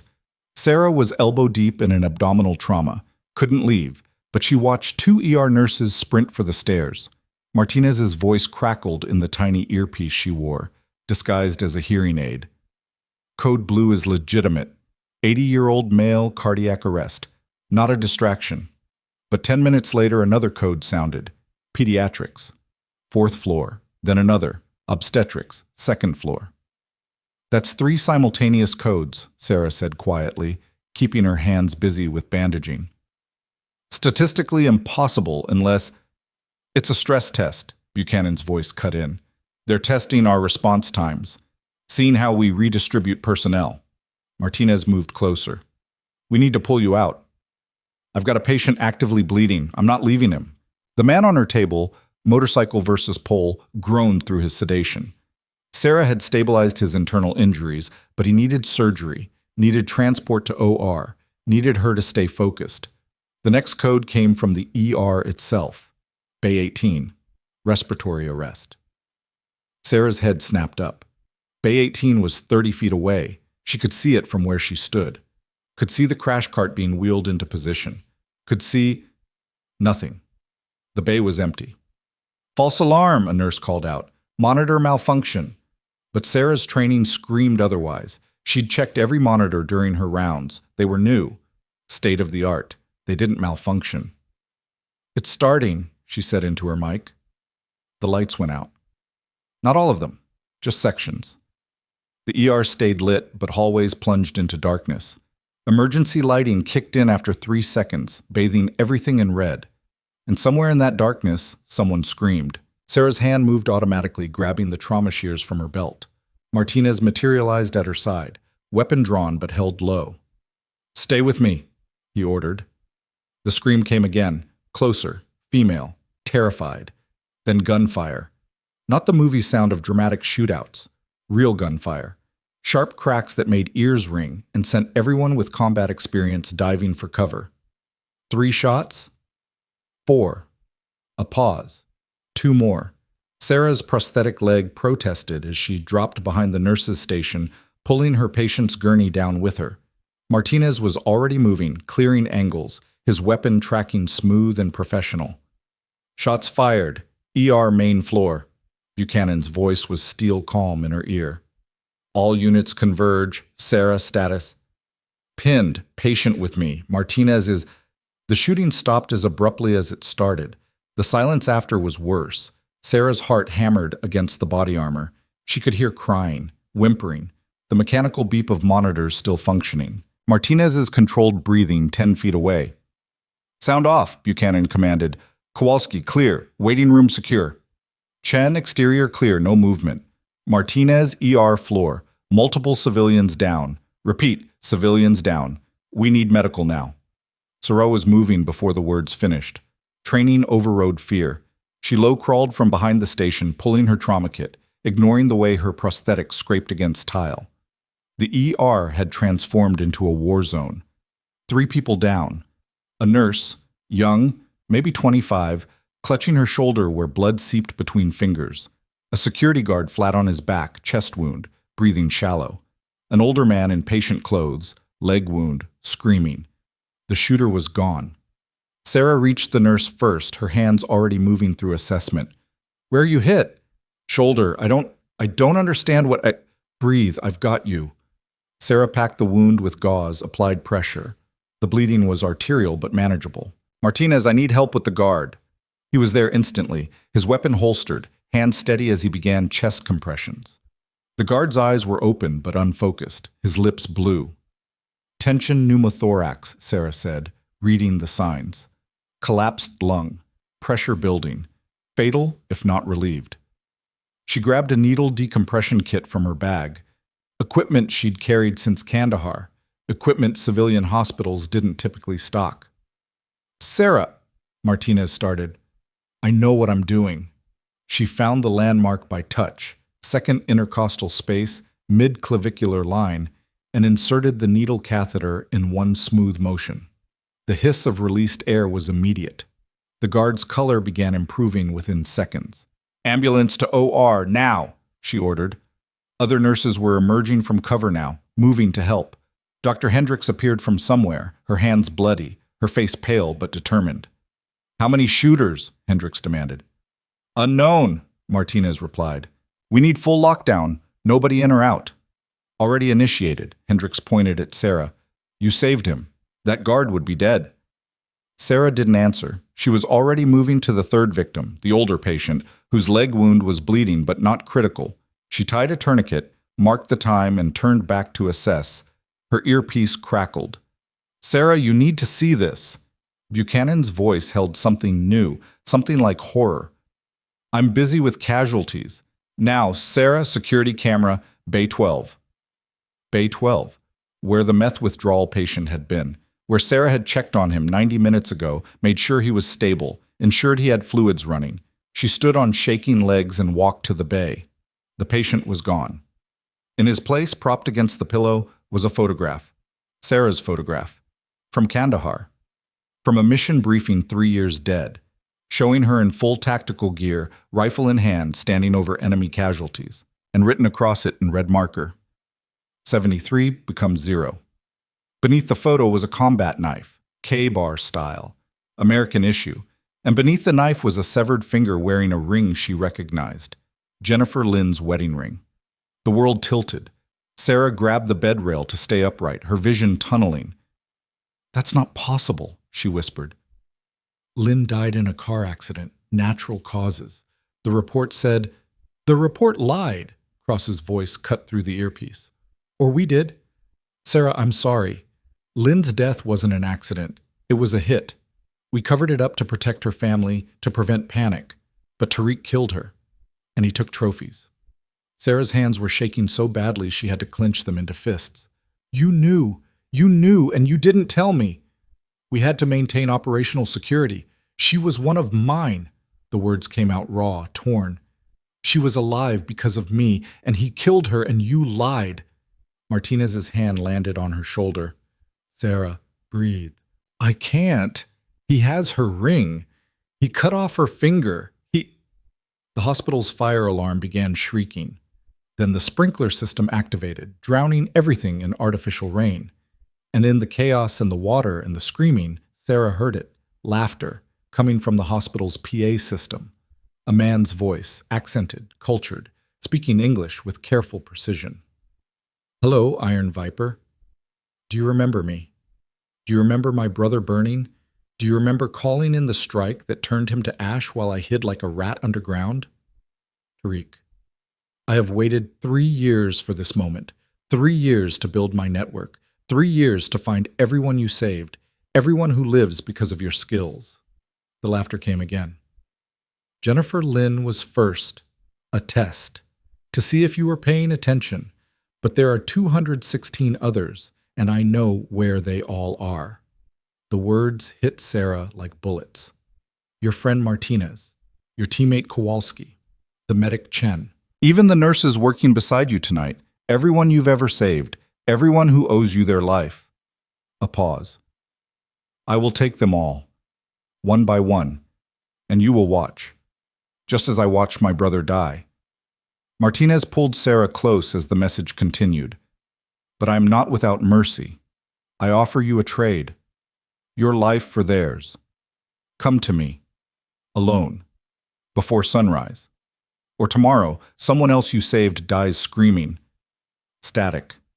Then an address. A warehouse in the industrial district. Abandoned. Perfect for an ambush. You are Iron Viper. You do not hide. You do not surrender. You fight. The voice dropped to barely a whisper. So fight me. Let us see whose will breaks first. The PA cut out. The sprinklers continued raining down. And Sarah stood in Bay 12 staring at a dead woman's wedding ring, while every person she'd ever saved became a target. Buchanan's voice crackled through the chaos. Do not engage. I repeat, do not engage. This is a trap. We evacuate, regroup, and Sarah pulled the earpiece out, dropped it in the water pooling at her feet, and met Martinez's eyes. I'm going, she said quietly. Like hell you are. He has a list, 216 names, people who are alive because I wouldn't quit on them, people who have families, futures, lives. And if you walk into that warehouse, you die. That's not justice, that's suicide. It's the only way to end this. Sarah picked up the Ka-bar knife from the bed. It was real. American military issue, the weight familiar in her hand. He wants a fight? I'll give him one. Kowalski appeared in the doorway, soaked from sprinklers, weapon visible now that any pretense of cover was blown. We don't have time for this. Local PD is responding to the alarm. FBI is minutes out. We need to move. I'm not running, Sarah said. Not while he's hunting my people. Chen joined them, his scarred face set. Then we go together, full team, just like Kandahar. No. Sarah's voice was iron. This is my fight. The hell it is. Martinez stepped close enough that she had to look up at him. You want to walk into a trap? Fine. But you're not doing it alone. We're your team. We follow you into the fire. That's what we do. Sarah looked at each of them. Martinez, whose hip would never fully heal from wounds she'd tried to prevent. Kowalski, whose 3 missing fingers were testament to rubble she'd been buried under. Chen, whose skull plate clicked when temperatures dropped, reminder of the ceiling that had tried to crush him. They were alive because of her, and Tariq would kill them to hurt her. If we do this, she said slowly, we do it smart, tactical, no heroics. Agreed, Kowalski said, and if I give the order to abort, you follow it. No arguments. Martinez nodded reluctantly. Sarah turned to the bed, to the photograph and the knife and the ring. She picked up Lynn's wedding band, slipped it into her pocket next to her heart. Then she lifted the KA bar, testing its edge. Still sharp. "Let's go remind a terrorist why they call me Viper," she said, and walked out of Bay 12 into a hospital drowning in artificial rain and real blood and the promise of violence to come. Behind her, Buchanan's voice echoed from the discarded earpiece, ordering evacuation, demanding compliance, threatening court-martial. But Sarah Hollis had spent 3 years following orders, hiding from her past, pretending the quiet life was enough. She was done pretending. And somewhere across the city, in a warehouse full of shadows and hate, Tariq al-Rahman was about to learn what happened when you threatened everyone a combat medic had ever saved. The body count was about to change, and this time, it wouldn't be hers. The SUV cut through Ridgecrest's industrial quarter at 80 miles an hour, Martinez behind the wheel with the kind of controlled aggression that comes from convoy operations in hostile territory. Rain hammered the windshield. Lightning fractured the sky. Kowalski was on her phone in the passenger seat, voice clipped and professional as she fed coordinates to whoever was listening on the other end. Chen rode in back beside Sarah, his carbine broken down across his lap, hands moving through the reassembly with muscle memory that didn't require vision. He hadn't spoken since they'd left the hospital. None of them had. Words felt inadequate for what was coming. Sarah's fingers traced the outline of Jennifer Lynn's wedding ring through her pocket. The metal was cold, final. A promise that had died on a roadside somewhere, dressed up as accident but murdered with precision. 2 minutes out, Martinez said. His eyes found Sarah in the rearview mirror. Last chance to think about this. I've been thinking about it for 3 years. The warehouse district materialized from the rain like a graveyard of American manufacturing. Abandoned factories, rusted equipment, buildings gutted by bankruptcy and time. The address Tariq had provided belonged to a former textile mill, 5 stories of brick and broken windows, surrounded by cracked asphalt and chain-link fence. No lights, no visible movement, perfect kill zone. Martinez cut the engine 2 blocks out, letting the SUV coast into an alley between 2 abandoned grain silos. The silence after the engine died was heavy enough to suffocate. Thermal shows 3 heat signatures inside the main building, Kowalski reported, staring at her phone screen. Ground floor, north corner, could be Tariq and 2 guards, could be decoys, could be... A trap, Sarah finished. We know. Buchanan's team is 8 minutes behind us, Kowalski continued. FBI negotiator is trying to establish contact with Tariq through back channels. And Cross is screaming bloody murder about unauthorized operations, but she looked up. She's also positioning satellite surveillance and scrambling a direct action unit from Fort Bragg. Tell her to hold them at staging distance, Sarah said. If Tariq sees tactical teams moving in, he'll execute the contingencies, start hunting the people on his list. He might already be doing that. Then we end it here. Chen chambered around with a metallic snick that sounded like a period at the end of a sentence. Rules of engagement? Sarah pulled on a tactical vest that Martinez had grabbed from the base. Level 4 plates front and back, load-bearing harness, medical kit secured to her hip. Her scrubs were soaked from the hospital sprinklers, and the body armor underneath made her torso look bulkier than her frame should allow, but she moved through the gear check with practiced efficiency. We go in quiet, she said. Establish position. Assess threat. If we can extract Tariq alive, we do it. Intelligence wants him talking. And if we can't? Martinez asked. Sarah met his eyes. Then we make sure he never threatens another name on that list. They moved through the rain like ghosts, 4 figures in tactical black cutting through the storm.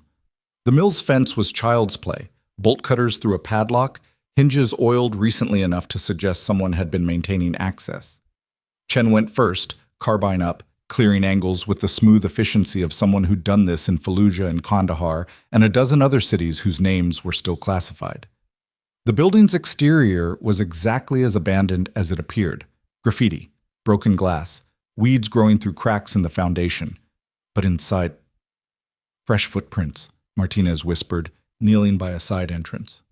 Multiple individuals, within the last hour. Sarah examined the marks, boot treads, military style, at least 6 different patterns. He brought backup. 3 heat signatures, 6 boot prints, Kowalski said quietly. Math doesn't add up. Unless some of them are already dead, Chen suggested. His voice was flat, matter of fact, or positioned elsewhere. They entered through a loading dock door that had been jimmied open. The interior smelled like rust and decay, and something else. Something chemical that made Sarah's training scream warnings. Her hand drifted to the medical kit on her hip. That's accelerant, Martinez confirmed. Gasoline, maybe diesel. He's planning to burn it, Sarah said. After we're inside. Good thing we're not staying long. The ground floor was a maze of abandoned machinery and support columns. Their night vision turned everything into green-tinted shapes and shadows. Chen took point, moving with the careful deliberation of someone who'd survived too many ambushes to rush. Kowalski covered their 6. Martinez stayed on Sarah's shoulder, close enough to respond but far enough to engage independent targets. The heat signatures were in the north corner, exactly where the thermal imaging had placed them. But as they approached, details emerged that made Sarah's stomach clench. Not people. Space heaters, 3 of them, arranged to create human-shaped thermal blooms. It's a decoy, Kowalski hissed. The explosion came from behind them. Not large, not designed to kill, just enough to collapse the entrance they'd used, sealing them inside with a crash of concrete and rebar that echoed through the empty building like judgment. Lights flooded the space, industrial floods positioned on upper catwalks, turning night vision into blinding liability. They ripped off their goggles in unison, blinking against the sudden glare. And above them, on a catwalk 20 feet up, Tariq al-Rahman appeared. He looked smaller than Sarah remembered from intelligence photos. Shorter, thinner. The burns that covered the left side of his face had healed badly, leaving scar tissue that pulled his mouth into a permanent sneer. His right arm was gone below the elbow, casualty of the airstrike, replaced with a prosthetic that looked functional but crude. Behind him, 4 men with rifles. Professional stance, probably Syrian or Iraqi, based on their equipment. Iron Viper, Tariq said. His English was perfect, accent slight. You came. I confess, I doubted. Thought perhaps American courage was as much propaganda as American honor. Sarah stepped forward, hands visible but close to her sidearm. You wanted a fight. Here I am. No. Tariq's smile was awful to see, the scar tissue stretching. I wanted you to suffer. The fight is merely entertainment. He gestured, and 2 more men appeared on opposite catwalks, dragging someone between them. Dr. Patricia Hendricks. The hospital director was bound, gagged, her face bloody from what looked like a beating. Her eyes found Sarah's and widened with terror and recognition. Insurance, Tariq explained. In case you brought friends, which you did. His gaze swept across Martinez, Kowalski, Chen. 3 soldiers, the ones you saved in Kandahar. How poetic, how perfectly you deliver my revenge. Martinez's weapon came up fractionally. Let her go. Your issue is with Hollis. My issue is with everyone she saved. Every life she preserved is an insult to my brother's memory. Tariq's prosthetic hand twitched. He was a commander, a leader. He fought for our people while Americans dropped bombs from the sky like cowards. Your brother was targeting civilians, Sarah said quietly. IED factories. Suicide bomber training. We had surveillance footage of him executing. Lies! The word echoed through the warehouse. American lies to justify American murder. I watched the videos myself before I called in the strike. You murdered him. I stopped him from killing more innocents. That's the job. Sarah's hand moved slowly toward her sidearm. But I didn't come here to debate. You have a list. 216 names. People I've saved. You want to trade? Yes. Tariq calmed himself with visible effort. Your life. For theirs. You walk into that room. He pointed to a door at the far end of the floor. And my men verify you're alone. Then we release Dr. Hendricks. Your team leaves. And you and I settle accounts. How do I know you'll honor that? You don't. But you know what happens if you refuse. I make a phone call. Someone on your list dies within the hour. Then another tomorrow. Then another. His smile returned. Can you live with that, Viper? Can you carry 216 more deaths? Sarah looked at Hendricks, at the fear in the director's eyes. at the blood running from her split lip. Then she looked at Martinez, at Kowalski, at Chen, her team, her family, the people she'd already died for once. Counteroffer, Sarah said. Sarah Masharam. Let Hendricks go. Keep my team. Me for them and her. 4 for 1. Sarah, no, Martinez started. Shut up. She didn't look at him, kept her eyes on Tariq. You want revenge? I'm offering it, but the civilians walk. That's the deal. Tariq considered this. His scarred face worked through calculations, weighing options. Acceptable, he said finally. But you surrender your weapons first, all of them, and your team watches. They watch you die knowing they couldn't save you, just as I watched my brother burn. Sarah began disarming, sidearm, backup piece from her ankle, the KA bar knife. She placed them on the concrete floor with exaggerated care. The vest, too. She stripped off the tactical vest, then the body armor beneath. The wet scrubs clung to her frame, making her look smaller, vulnerable. Prosthetic, Tariq demanded. I've read your file. You hide weapons. Sarah sat on the floor, rolled up her pant leg, and detached the prosthetic. The action was methodical, clinical. She laid it beside her other equipment. Now she was unarmed, unarmored, one-legged on a concrete floor facing a man who'd spent 3 years planning her death. Martinez's breathing had gone harsh. Chen's jaw was clenched so tight Sarah could see muscle jumping. Kowalski's eyes were wet. Good, Tariq said. Now crawl to the room, like the animal you are. The words were designed to humiliate, to break her. Sarah pulled herself across the floor using her arms, dragging her stump behind her. The concrete was cold, rough. It scraped skin through the wet scrubs. Every foot felt like a mile. Behind her, she heard Martinez curse under his breath, heard Kowalski's sharp inhale. But Sarah's face remained blank because she'd crawled through worse. Through Afghan sand with a bullet in her calf, through rubble with her leg half severed, through nightmares every night for 3 years. This was just concrete. She reached the door, pulled herself upright using the frame. Inside, Tariq ordered. Sarah pushed the door open and entered the room beyond. It was small, maybe 10 by 10, empty except for a chair in the center and a camera on a tripod. The walls were concrete, no windows.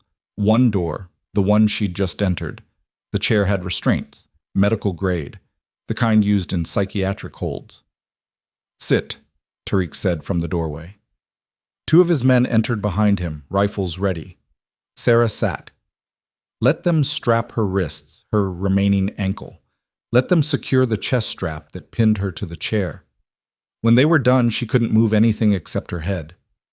Tariq circled her slowly, his prosthetic hand clicking softly with each swing. 3 years I've waited for this moment. 3 years to find you, to plan, to make you understand what you took from me. I took a terrorist off the battlefield, Sarah said. I'd do it again. Yes, I believe you would. He stopped in front of her. Which is why breaking you will be so satisfying. He pulled out a phone, pressed a button, and the camera activated. A red light blinked. Recording. The world will watch this, Tariq said. Every jihadist cell, every resistance fighter. They'll see the great Iron Viper helpless, crying, begging, and when I finally kill you, they'll know that American soldiers are not invincible, that we can reach them, hurt them, make them suffer as they've made us suffer. You're going to be disappointed, Sarah said quietly. We'll see. He nodded to his men. One left, returning moments later with a case. Medical equipment, scalpels, syringes, tools designed to extend suffering. I was a doctor once, Tariq said conversationally, before the war. Before your country destroyed mine. I know exactly how to keep you conscious, how to make pain last. He selected a scalpel, tested its edge against his thumb. Where shall we start? The arms? The legs?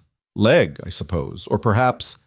The explosion was distant but unmistakable, followed by automatic weapons fire. Tariq's head snapped toward the door. What? More gunfire, closer now, coming from multiple directions. One of his men rushed in. Sir, we have breaches on 3 sides. Military teams, at least 20 operators. They're The wall behind Sarah exploded inward. Not literally, but breaching charges blew a hole large enough for 4 operators to flood through in tactical stack, weapons up, laser sights cutting through dust and smoke. Down, down, down! Tariq's men tried to respond, but federal operators moved like water, flowing around obstacles, shots fired with surgical precision. 2 hostiles down in under 3 seconds. The third tried to use Tariq as a shield, but took a round through the shoulder that spun him away. Tariq himself lunged for Sarah with the scalpel raised and stopped when the muzzle of Buchanan's rifle pressed against his temple.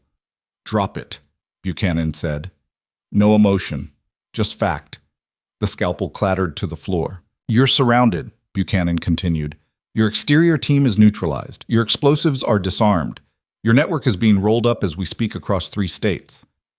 He shifted slightly, and Sarah could see his face now, calm, professional. "Did you really think we'd let her walk in here without Overwatch?" Tariq's eyes went to Sarah. "You knew, this whole time. I knew you'd try to take control," Sarah said. "That you'd need me vulnerable, helpless, so I gave you what you wanted." She met his gaze. "But I was never helpless. I was bait."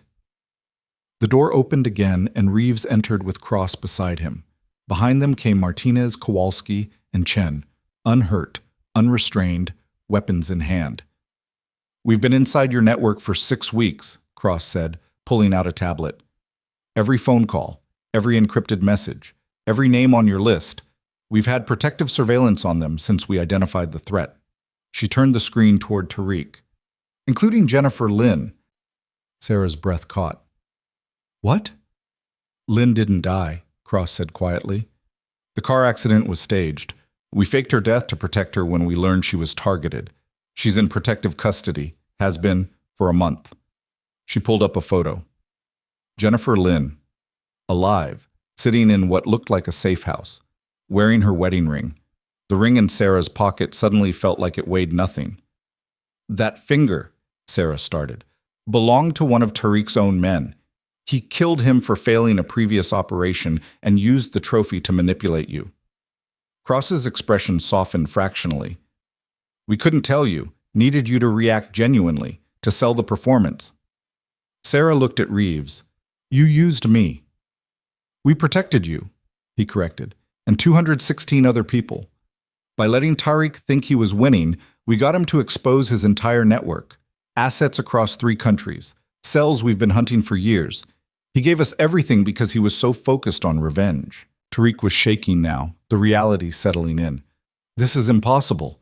I planned for every—" "You planned for the Viper you thought existed," Martinez said, stepping closer.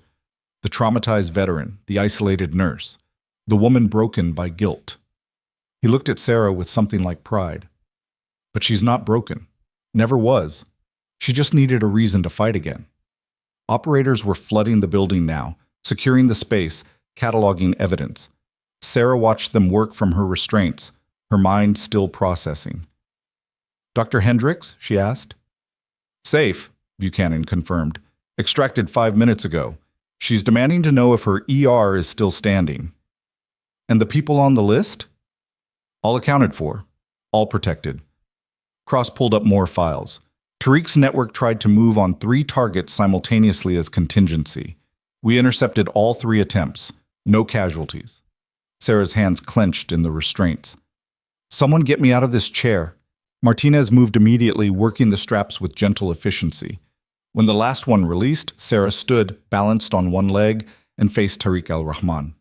He looked smaller now, diminished. A man who'd built his entire purpose around revenge, only to discover he'd been outmaneuvered at every turn. "Your brother," Sarah said quietly, "was planning a suicide bombing at a school. We had intelligence showing explosive vests, training videos, targets marked on maps." She stepped closer, balanced against Martinez.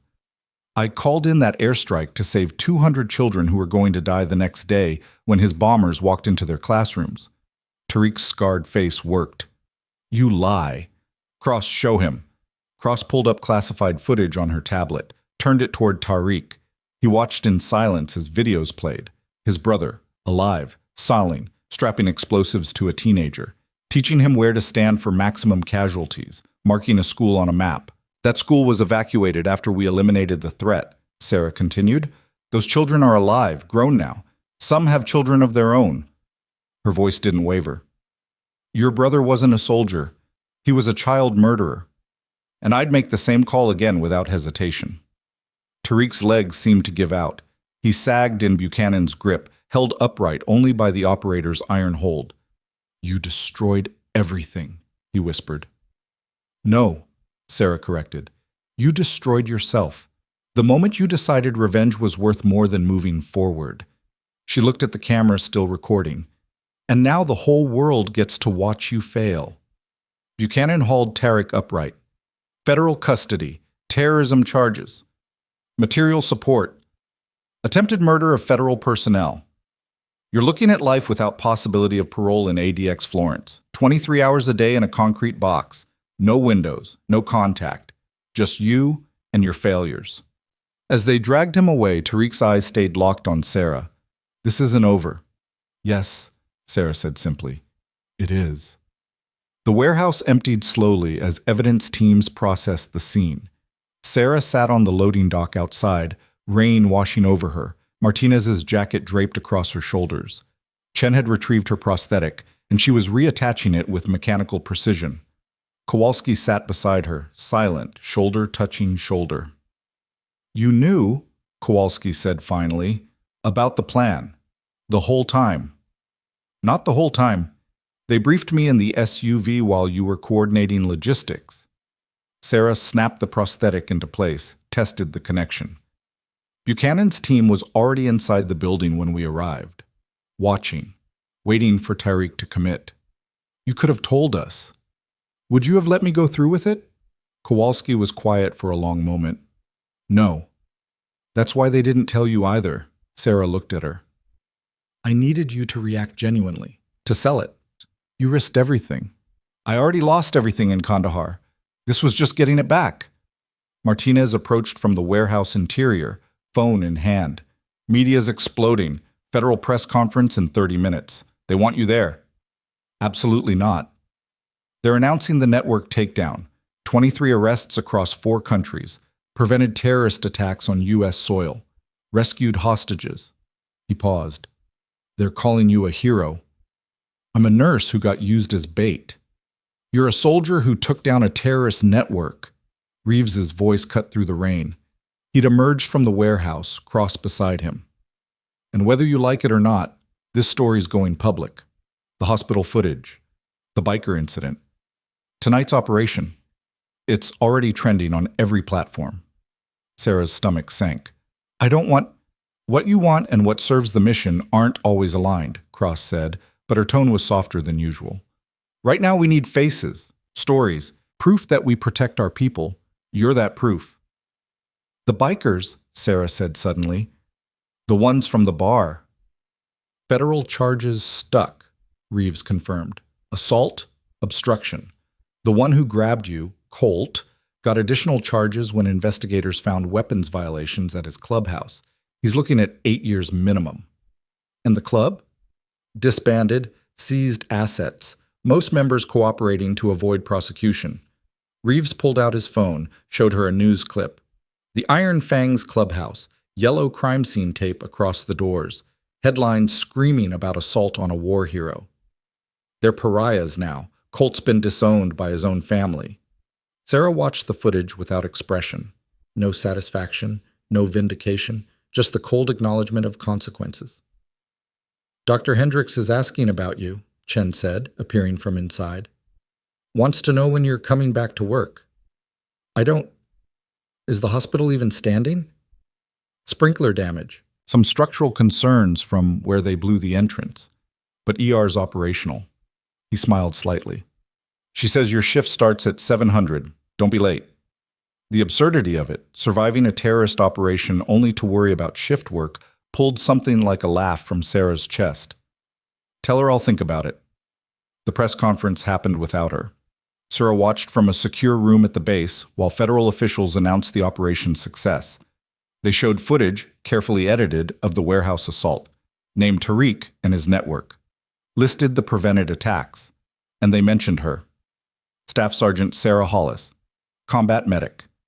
73 confirmed hostile kills, 217 lives saved, recently targeted by international terrorists and used as operational asset to dismantle the network.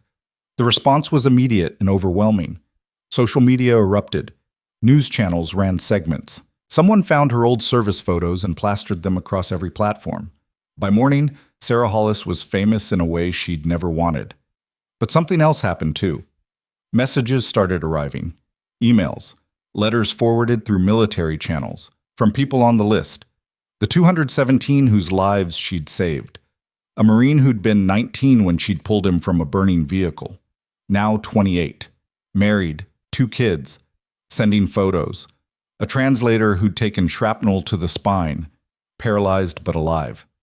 Running a nonprofit for disabled veterans. Asking if she'd speak at their fundraiser. A pilot whose helicopter she'd kept flying with field repairs and prayer after the hydraulics failed. Now teaching aviation, wanting to honor her in his curriculum. And Michael Chen, no relation, Jennifer Lynn's husband, calling to thank her for everything, for Lynn's life, for the future they'd have once protective custody ended.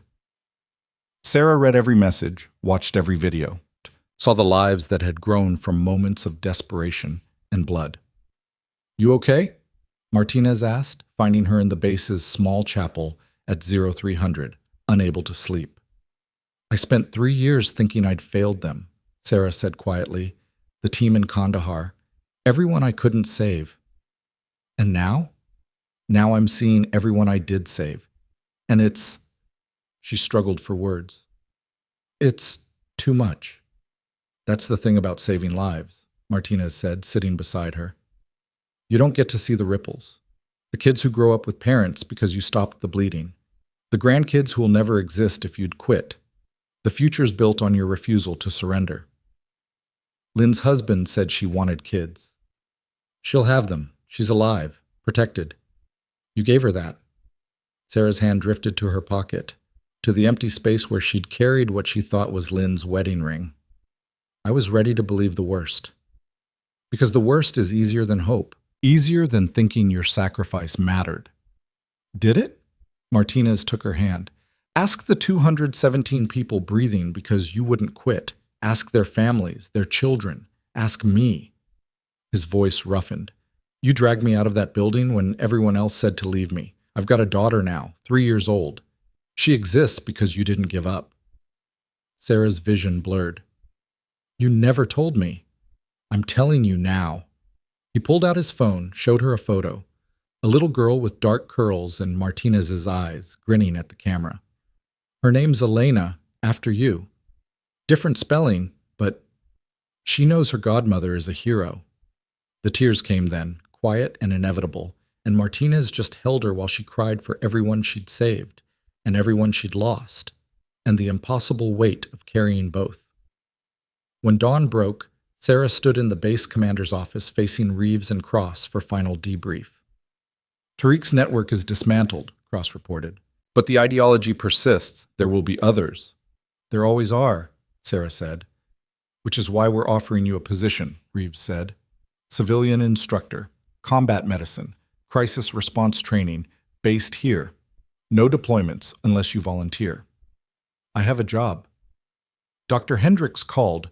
She's willing to work around a modified schedule, part-time ER, part-time here." Reeves pulled out a folder.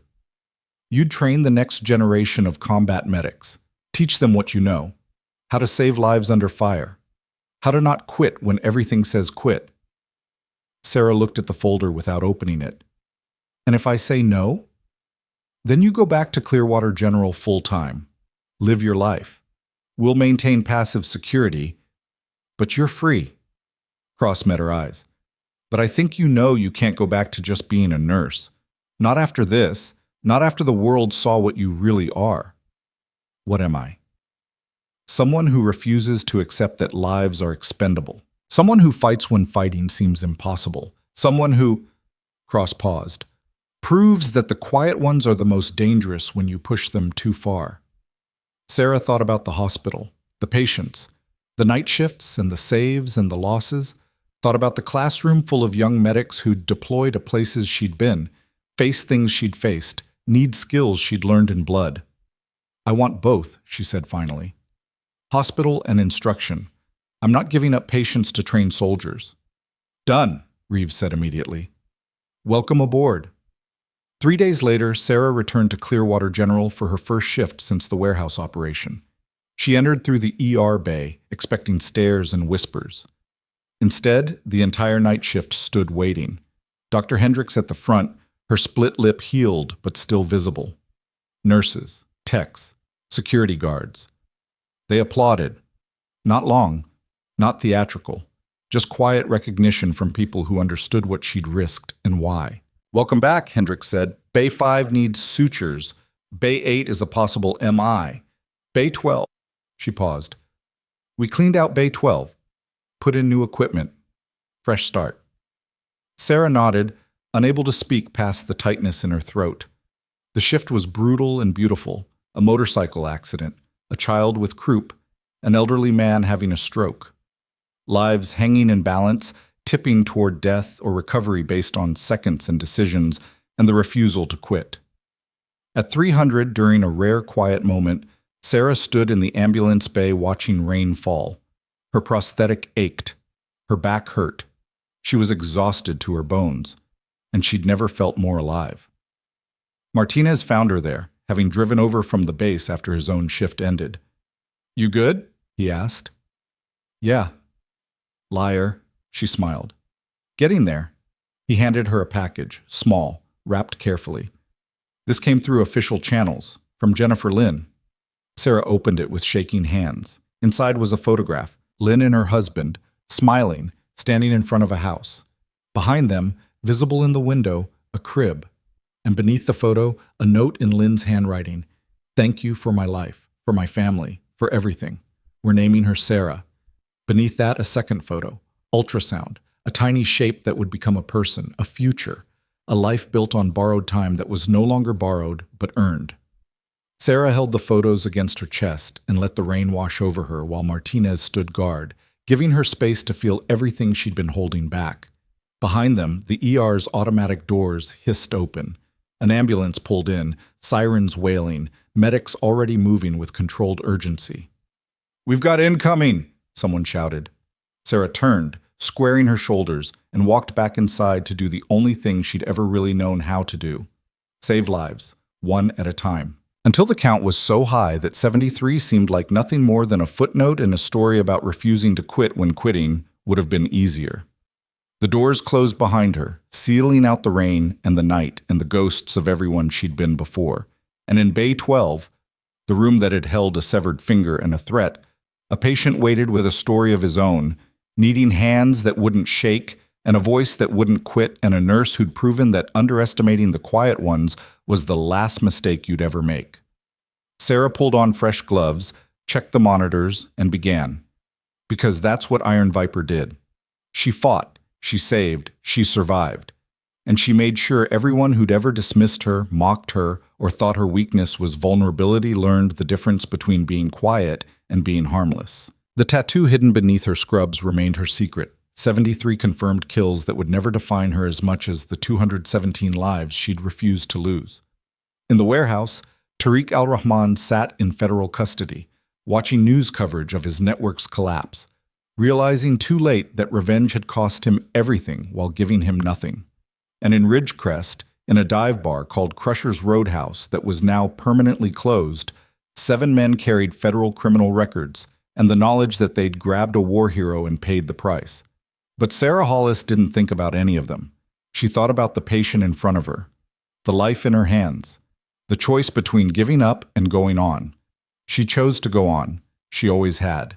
The industrial district at 3 a.m. was a graveyard of American manufacturing, skeletal warehouses and rusted chain-link fences stretching under sodium lights that flickered like dying stars. Sarah sat in the back of the SUV while Kowalski drove, her hands steady on the wheel despite the tension radiating through the vehicle. Chen monitored 3 tablets simultaneously, tracking heat signatures and radio frequencies. Martinez checked his rifle for the 4th time, muscle memory from 1,000 insertions. Buchanan's losing his mind, Chen reported, watching encrypted messages flood one of his screens. Says if we proceed without federal authorization, we're looking at court-martial, possible treason charges, and definite jail time. Tell him we'll send postcards from Leavenworth, Martinez muttered. Sarah said nothing. She was watching the warehouse approach through rain-streaked windows, her mind running through scenarios. Tariq wouldn't be alone. He'd have support. Hassan the sniper for certain, probably the other operatives Cross had identified. They'd expect her to come alone, desperate, emotional. They'd expect the limping nurse, not the operator she'd been. That was their first mistake. 1 block out, Kowalski announced. Thermal shows at least 6 signatures inside the main structure. Could be more in the basement or shielded areas. Weapons? Can't confirm from here, but assume yes. Martinez leaned forward between the seats. Last chance, Sarah. We can still call this in. Let the federal task force handle it. And how many of my people die while they're getting warrants and running bureaucratic circles? Sarah met his eyes in the rearview mirror. Lynn's already dead. Who's next? Davis's widow? The corporal I pulled from that burning Humvee? The private whose leg I saved while artillery was landing 50 meters away? Point made. Martinez checked his magazine one more time. We go in smart. Chen provides overwatch from the roof access across the street. Kowalski covers the rear exit. You and me, front door. No. Sarah's voice was quiet, but absolute. I go in alone. The SUV went silent except for rain drumming on metal. That's suicide, Kowalski said flatly. That's what he expects, what he wants. A broken woman stumbling into his trap. Sarah pulled the body armor tighter. But I'm not going as bait. I'm going as what I actually am. Which is? Someone who's killed 73 people and saved 217 others. Someone who knows exactly how much blood she can lose before unconsciousness. Someone who's already died once and came back angrier. She checked the KA bar knife she'd taken from the hospital, then the compact Glock 19 Martinez had reluctantly given her. He thinks he's hunting a crippled nurse. Let him keep thinking that until it's too late. Chen looked up from his tablets. If you go in alone, we can't extract you if it goes wrong. It won't go wrong, because you 3 will do what you do best. Provide support. I don't have to see to trust. Sarah opened the door, letting cold air and rain flood the interior. Tariq wants theater? I'll give him a performance he'll never forget. She stepped out into the night, her prosthetic leg clicking against wet pavement. The warehouse loomed ahead, a 3-story concrete monolith with broken windows and a corrugated metal roof that sang in the wind. A single door hung open, invitation or trap, depending on perspective. Behind her, the SUV's doors opened quietly. Martinez, Kowalski, and Chen deploying to positions without needing orders. Years of working together meant communication happened in glances and gestures, in the wordless language of people who'd bled side by side. Sarah approached the door alone. The interior smelled like rust and old motor oil. Emergency lighting, recently installed, she noted, cast everything in harsh white. The main floor was vast and empty except for support pillars and the shadows they created. Her footsteps echoed. Iron Viper. The voice came from speakers mounted high on the walls. Tariq. Amplified. Theatrical. You came. I confess, I had doubts. 3 years of hiding. 3 years of pretending to be weak. I thought perhaps you had forgotten how to be dangerous. Sarah walked deeper into the warehouse, her gait exaggerating the limp slightly. Let him see what he expected. I'm here. Let's finish this. Finish? No, we are just beginning. Lights blazed from the second floor, portable floods that turned the warehouse floor into a stage. You see, I have been very patient, very thorough. Would you like to know how I found Jennifer Lynn? Sarah's jaw clenched, but she kept walking. Social media. So careless, Americans. She posted photographs from her wedding, tagged her location, mentioned in an interview that she survived Kandahar thanks to an incredible medic. I simply followed the trail. A pause. The accident was clean, professional. She never saw it coming. Died thinking about her students, I imagine. About the lesson plans she would never finish. You're a coward, Sarah called out. Hiding behind speakers, killing defenseless women. Your brother would be ashamed. The laughter that came back was ugly. My brother was a fool who believed in glory and standing visible while American drones circled overhead. I tried to pull him into the bunker. He refused. Said a commander fights with his men, dies with his men. The laughter died. He burned for that honor. I survived by being smart, by hiding, and I have lived with that shame every day since. So this is therapy? Killing people to feel better about being a coward? This is balance. This is justice. Movement on the second floor, shadows becoming men, 6 of them, armed with rifles. Hassan the sniper was recognizable by his build. You took my brother. I take everyone you saved. We become equals in loss. We'll never be equals.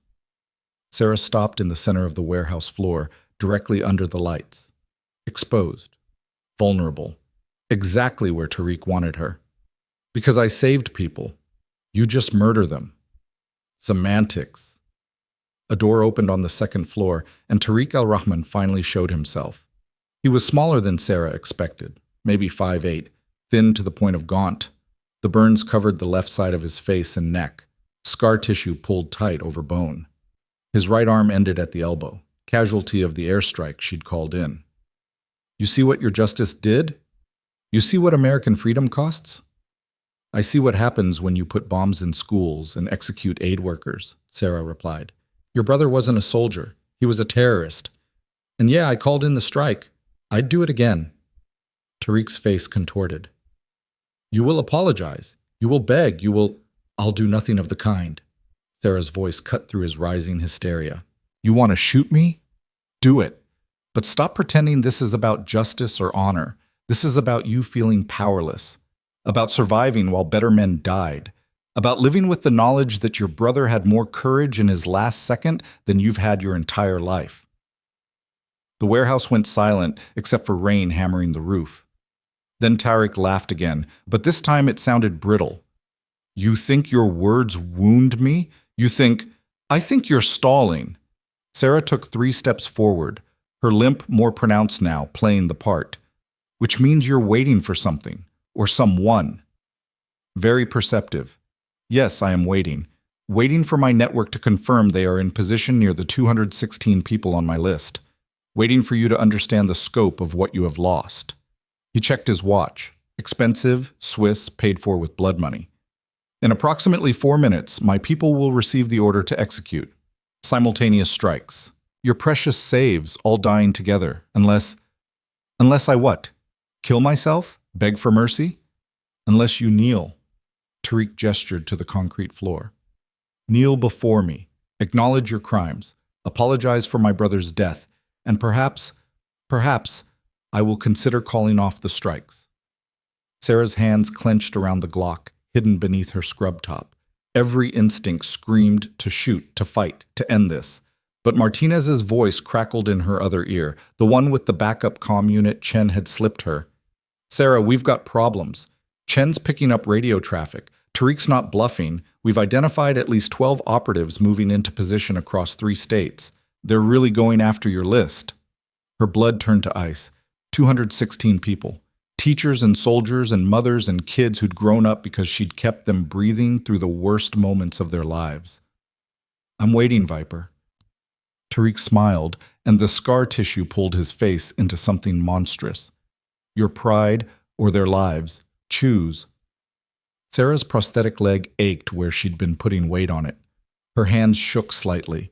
Not from fear, but from the rage she was barely containing. Then she did something Tariq didn't expect. She laughed. Not hysterical, not desperate, but genuine dark amusement. You really don't know, do you? She said. Tariq's smile faltered. Know what? What I actually did in Kandahar. What Iron Viper means. Sarah took another step forward, and this time the limp was gone, her movement smooth and predatory. See, everyone focuses on the 73 kills, the combat engagements, the confirmed eliminations, but that's not why they called me Viper. She could see Tariq's men shifting nervously on the second floor, rifles tracking her movement. They called me Viper because of what I did in the 3 minutes after I got wounded, after your brother's ambush hit my convoy, after the IED took my leg. Another step. Want to know what I did while I was bleeding out, Leg gone below the knee? Artery pumping sand red? Silence.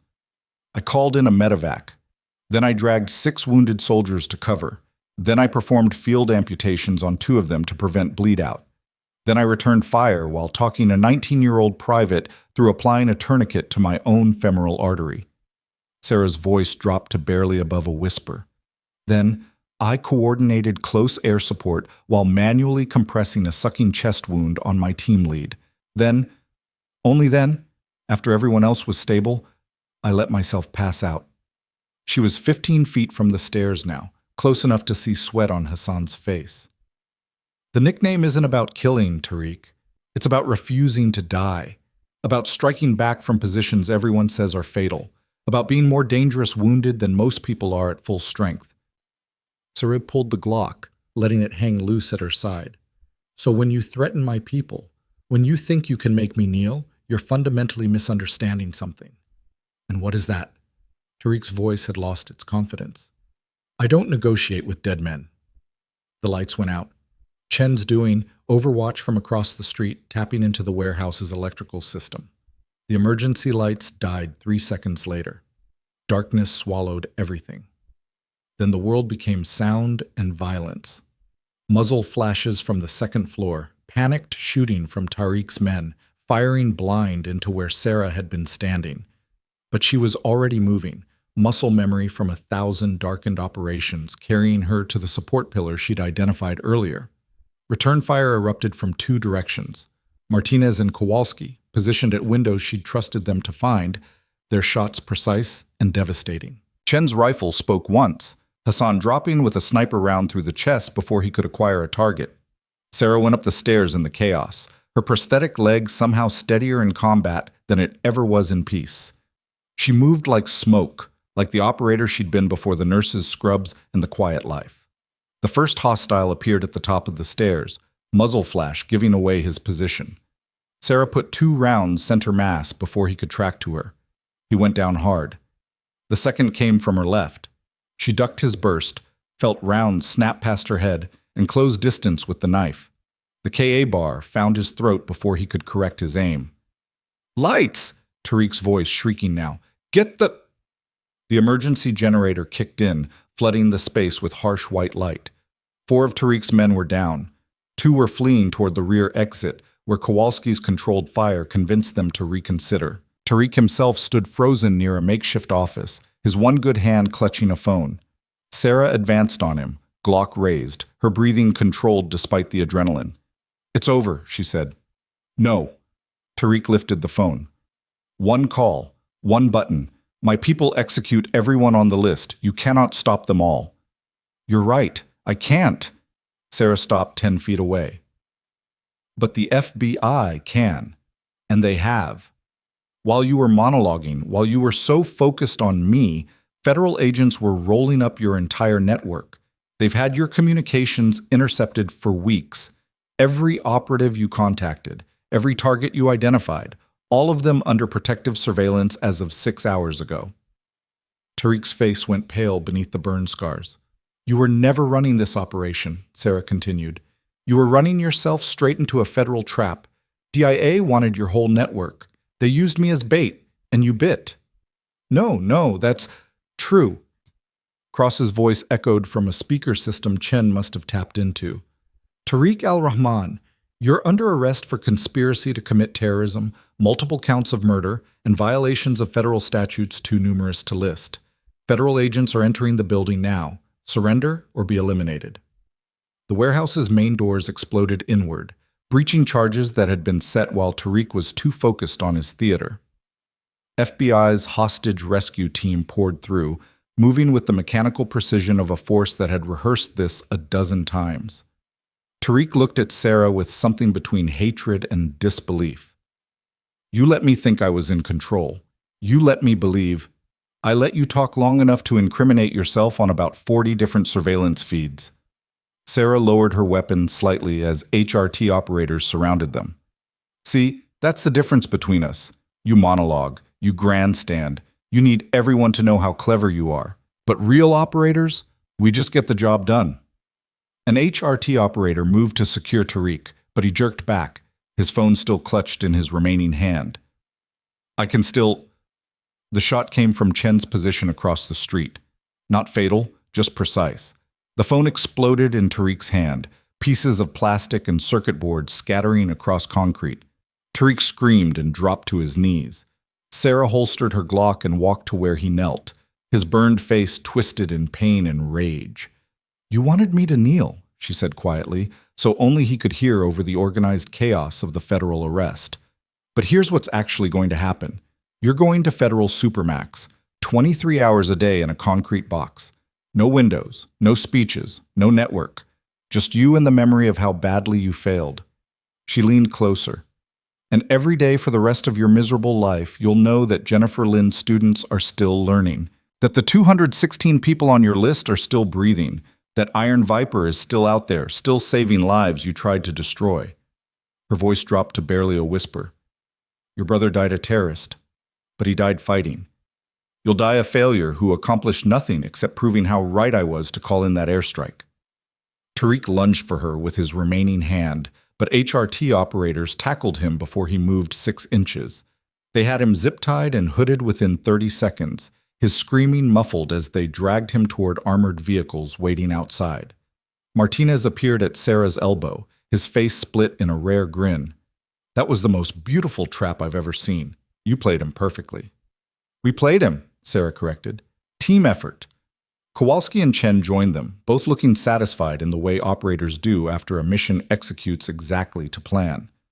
"The network?" Sarah asked. 17 arrested simultaneously across 4 states, Chen reported, reading from his tablet. 0 casualties except Tariq's men who engaged here. Your list is secure.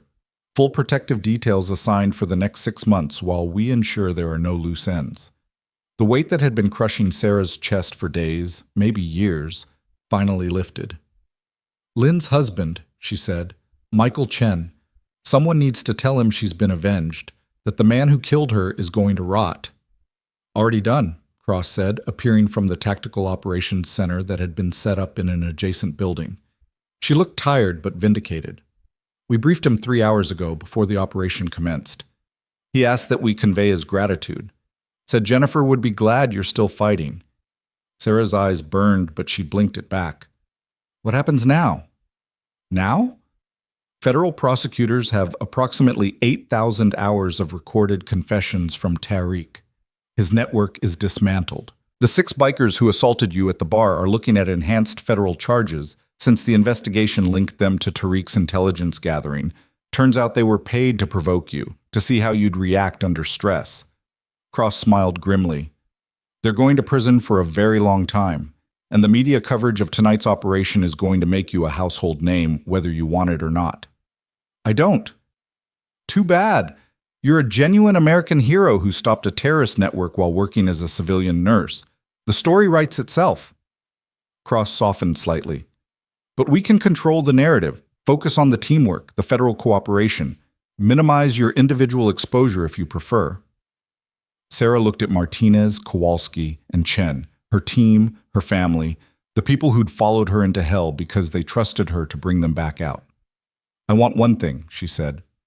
"Name it." "The 217 people I saved. I want their stories told, not mine. Theirs.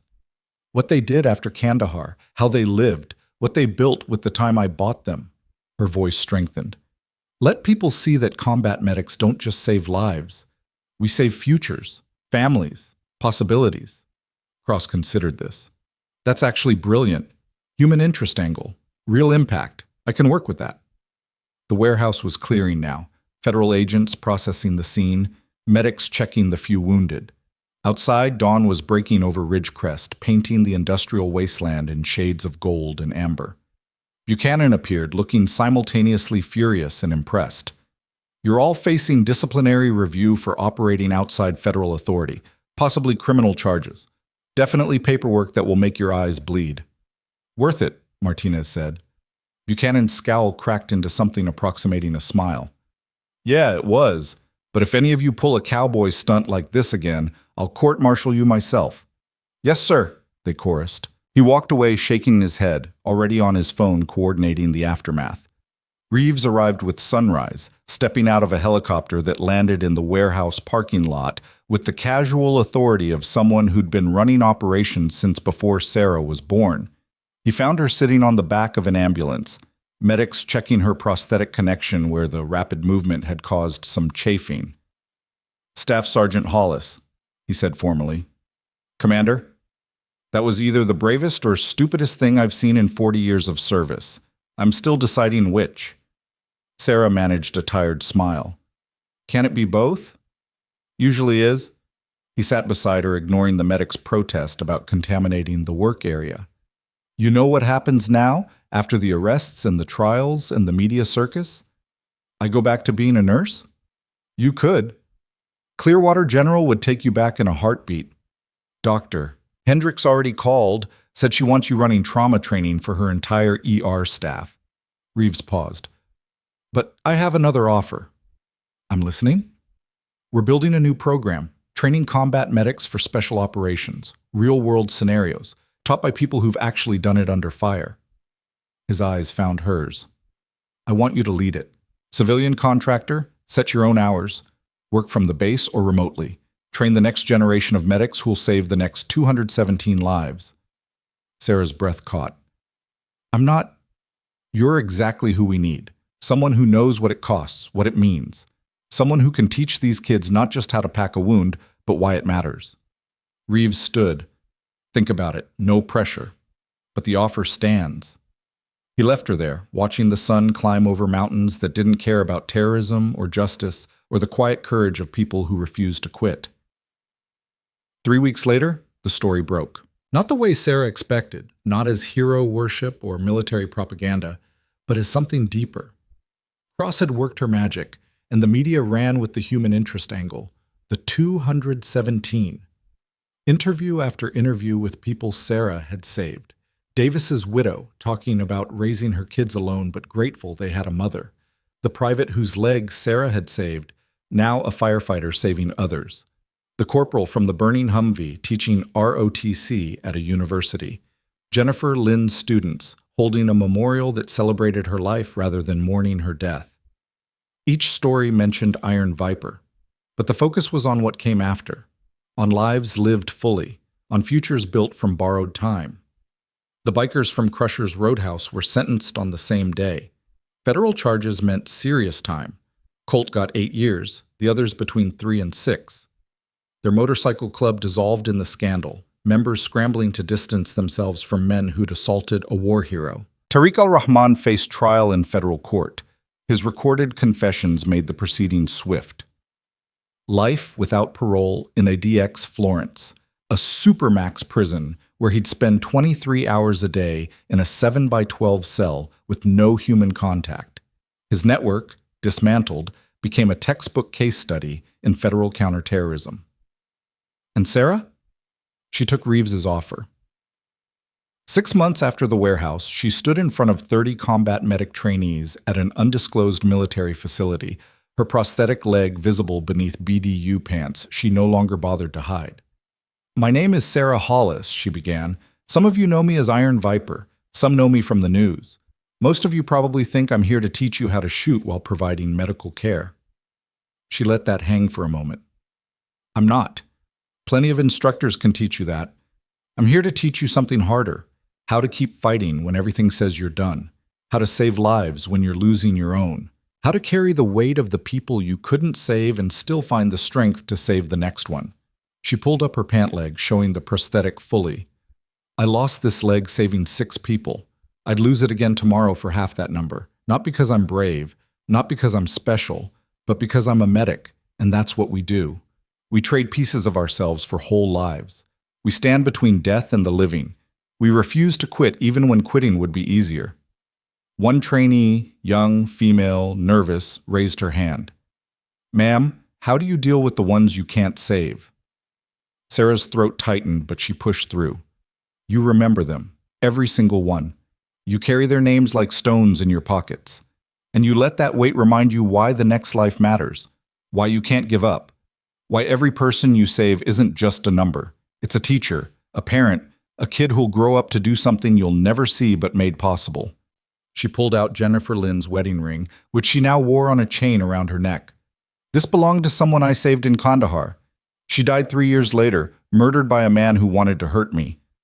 For a long time, I thought that meant I'd failed her, that saving her life was pointless if someone could just take it away. Sarah met each trainee's eyes.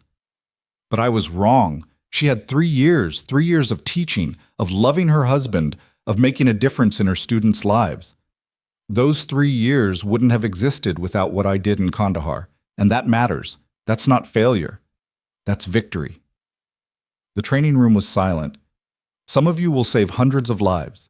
Some will save one. Some will try and fail and have to live with that. But every single one of you will make a choice every time you treat a patient. Give up or fight. Choose exhaustion or choose one more compression. Choose safety or choose to go back into the fire.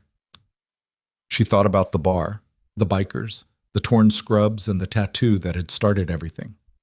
People will underestimate you. They'll see medics and think support role. They'll see women and think weak. They'll see disabilities and think broken. A hard smile crossed her face. Let them. Because the quiet ones, the ones everyone dismisses, are often the most dangerous. We're the ones who'll be standing when everyone else has fallen. We're the ones who refuse to accept death's authority. Martinez watched from the back of the room, along with Kowalski and Chen, all three now permanent instructors in the program. They'd built something here, something that mattered. After class, Sarah found a package waiting in her office. No return address. Inside was a letter from Michael Chen, Jennifer's widower. Dear Sarah, I wanted you to know that Jennifer's students held a memorial last week. They planted a garden at the school in her honor. Every plant represents a student she taught, a life she touched. There are 87 so far. They'll keep adding more as alumni return to contribute. But they did something else, something I think you'll appreciate. They planted a tree at the garden's center, a viper's bugloss. It's a flowering plant, blue blossoms, hardy as hell, grows in conditions that would kill most vegetation, survives droughts, thrives in poor soil, refuses to quit. The plaque beneath it reads, "In honor of Iron Viper, who gave Jennifer Lynn the time to plant seeds that will bloom for generations. Thank you for my wife. Thank you for those 3 years. Thank you for showing the world that the people who save lives are just as fierce as the ones who take them. The garden is open to the public. If you're ever in Seattle, come see what you made possible." With eternal gratitude, Michael Sarah set the letter down and walked to the window overlooking the training grounds, where her new class was running emergency response drills. She thought about Crusher's Roadhouse and the bikers who'd thought her prosthetic made her weak. They were in prison now, learning that underestimating people had consequences. She thought about Tariq, rotting in a concrete box, his grand revenge reduced to a footnote in a counterterrorism success story. She thought about the 73 people who'd tried to kill her and failed. And she thought about the 217 people who were alive because she'd refused to let death win. Her phone buzzed. Unknown number. Her pulse spiked for half a second before she recognized the Seattle area code. The message was simple. A photo of a garden, blue flowers blooming around a young tree, kids laughing in the background, tending plants, building futures. And a text. Jennifer would be proud. So are we. Thank you, Viper. Sarah saved the photo, then turned back to her office, to the stack of lesson plans waiting, to the next generation of medics who'd carry forward what she'd learned in blood and sand. The dagger tattoo on her collarbone no longer felt like a burden. The number beneath it, 73, no longer defined her. Because she'd learned something in that warehouse, in that final confrontation with a man who thought he could break her. The quiet ones aren't weak. They're just conserving strength for when it matters most. The people who get underestimated, dismissed, mocked for limps and scars, and the audacity of surviving, those are the ones who change the world. Not through violence or vengeance, but through the stubborn, relentless refusal to let death have the final word. Sarah Hollis had been dismissed as just a nurse, just a woman, just a cripple. She'd proven them all catastrophically wrong. And tomorrow, she'd wake up and teach 30 more medics how to do the same, because that was what Iron Viper did. She saved lives. She refused to quit. And she reminded everyone who'd ever been underestimated that the dangerous ones are rarely the ones making the most noise. They're the quiet ones, the ones you never see coming, the ones who strike when you think you're safe. And by the time you realize your mistake, it's already far too late.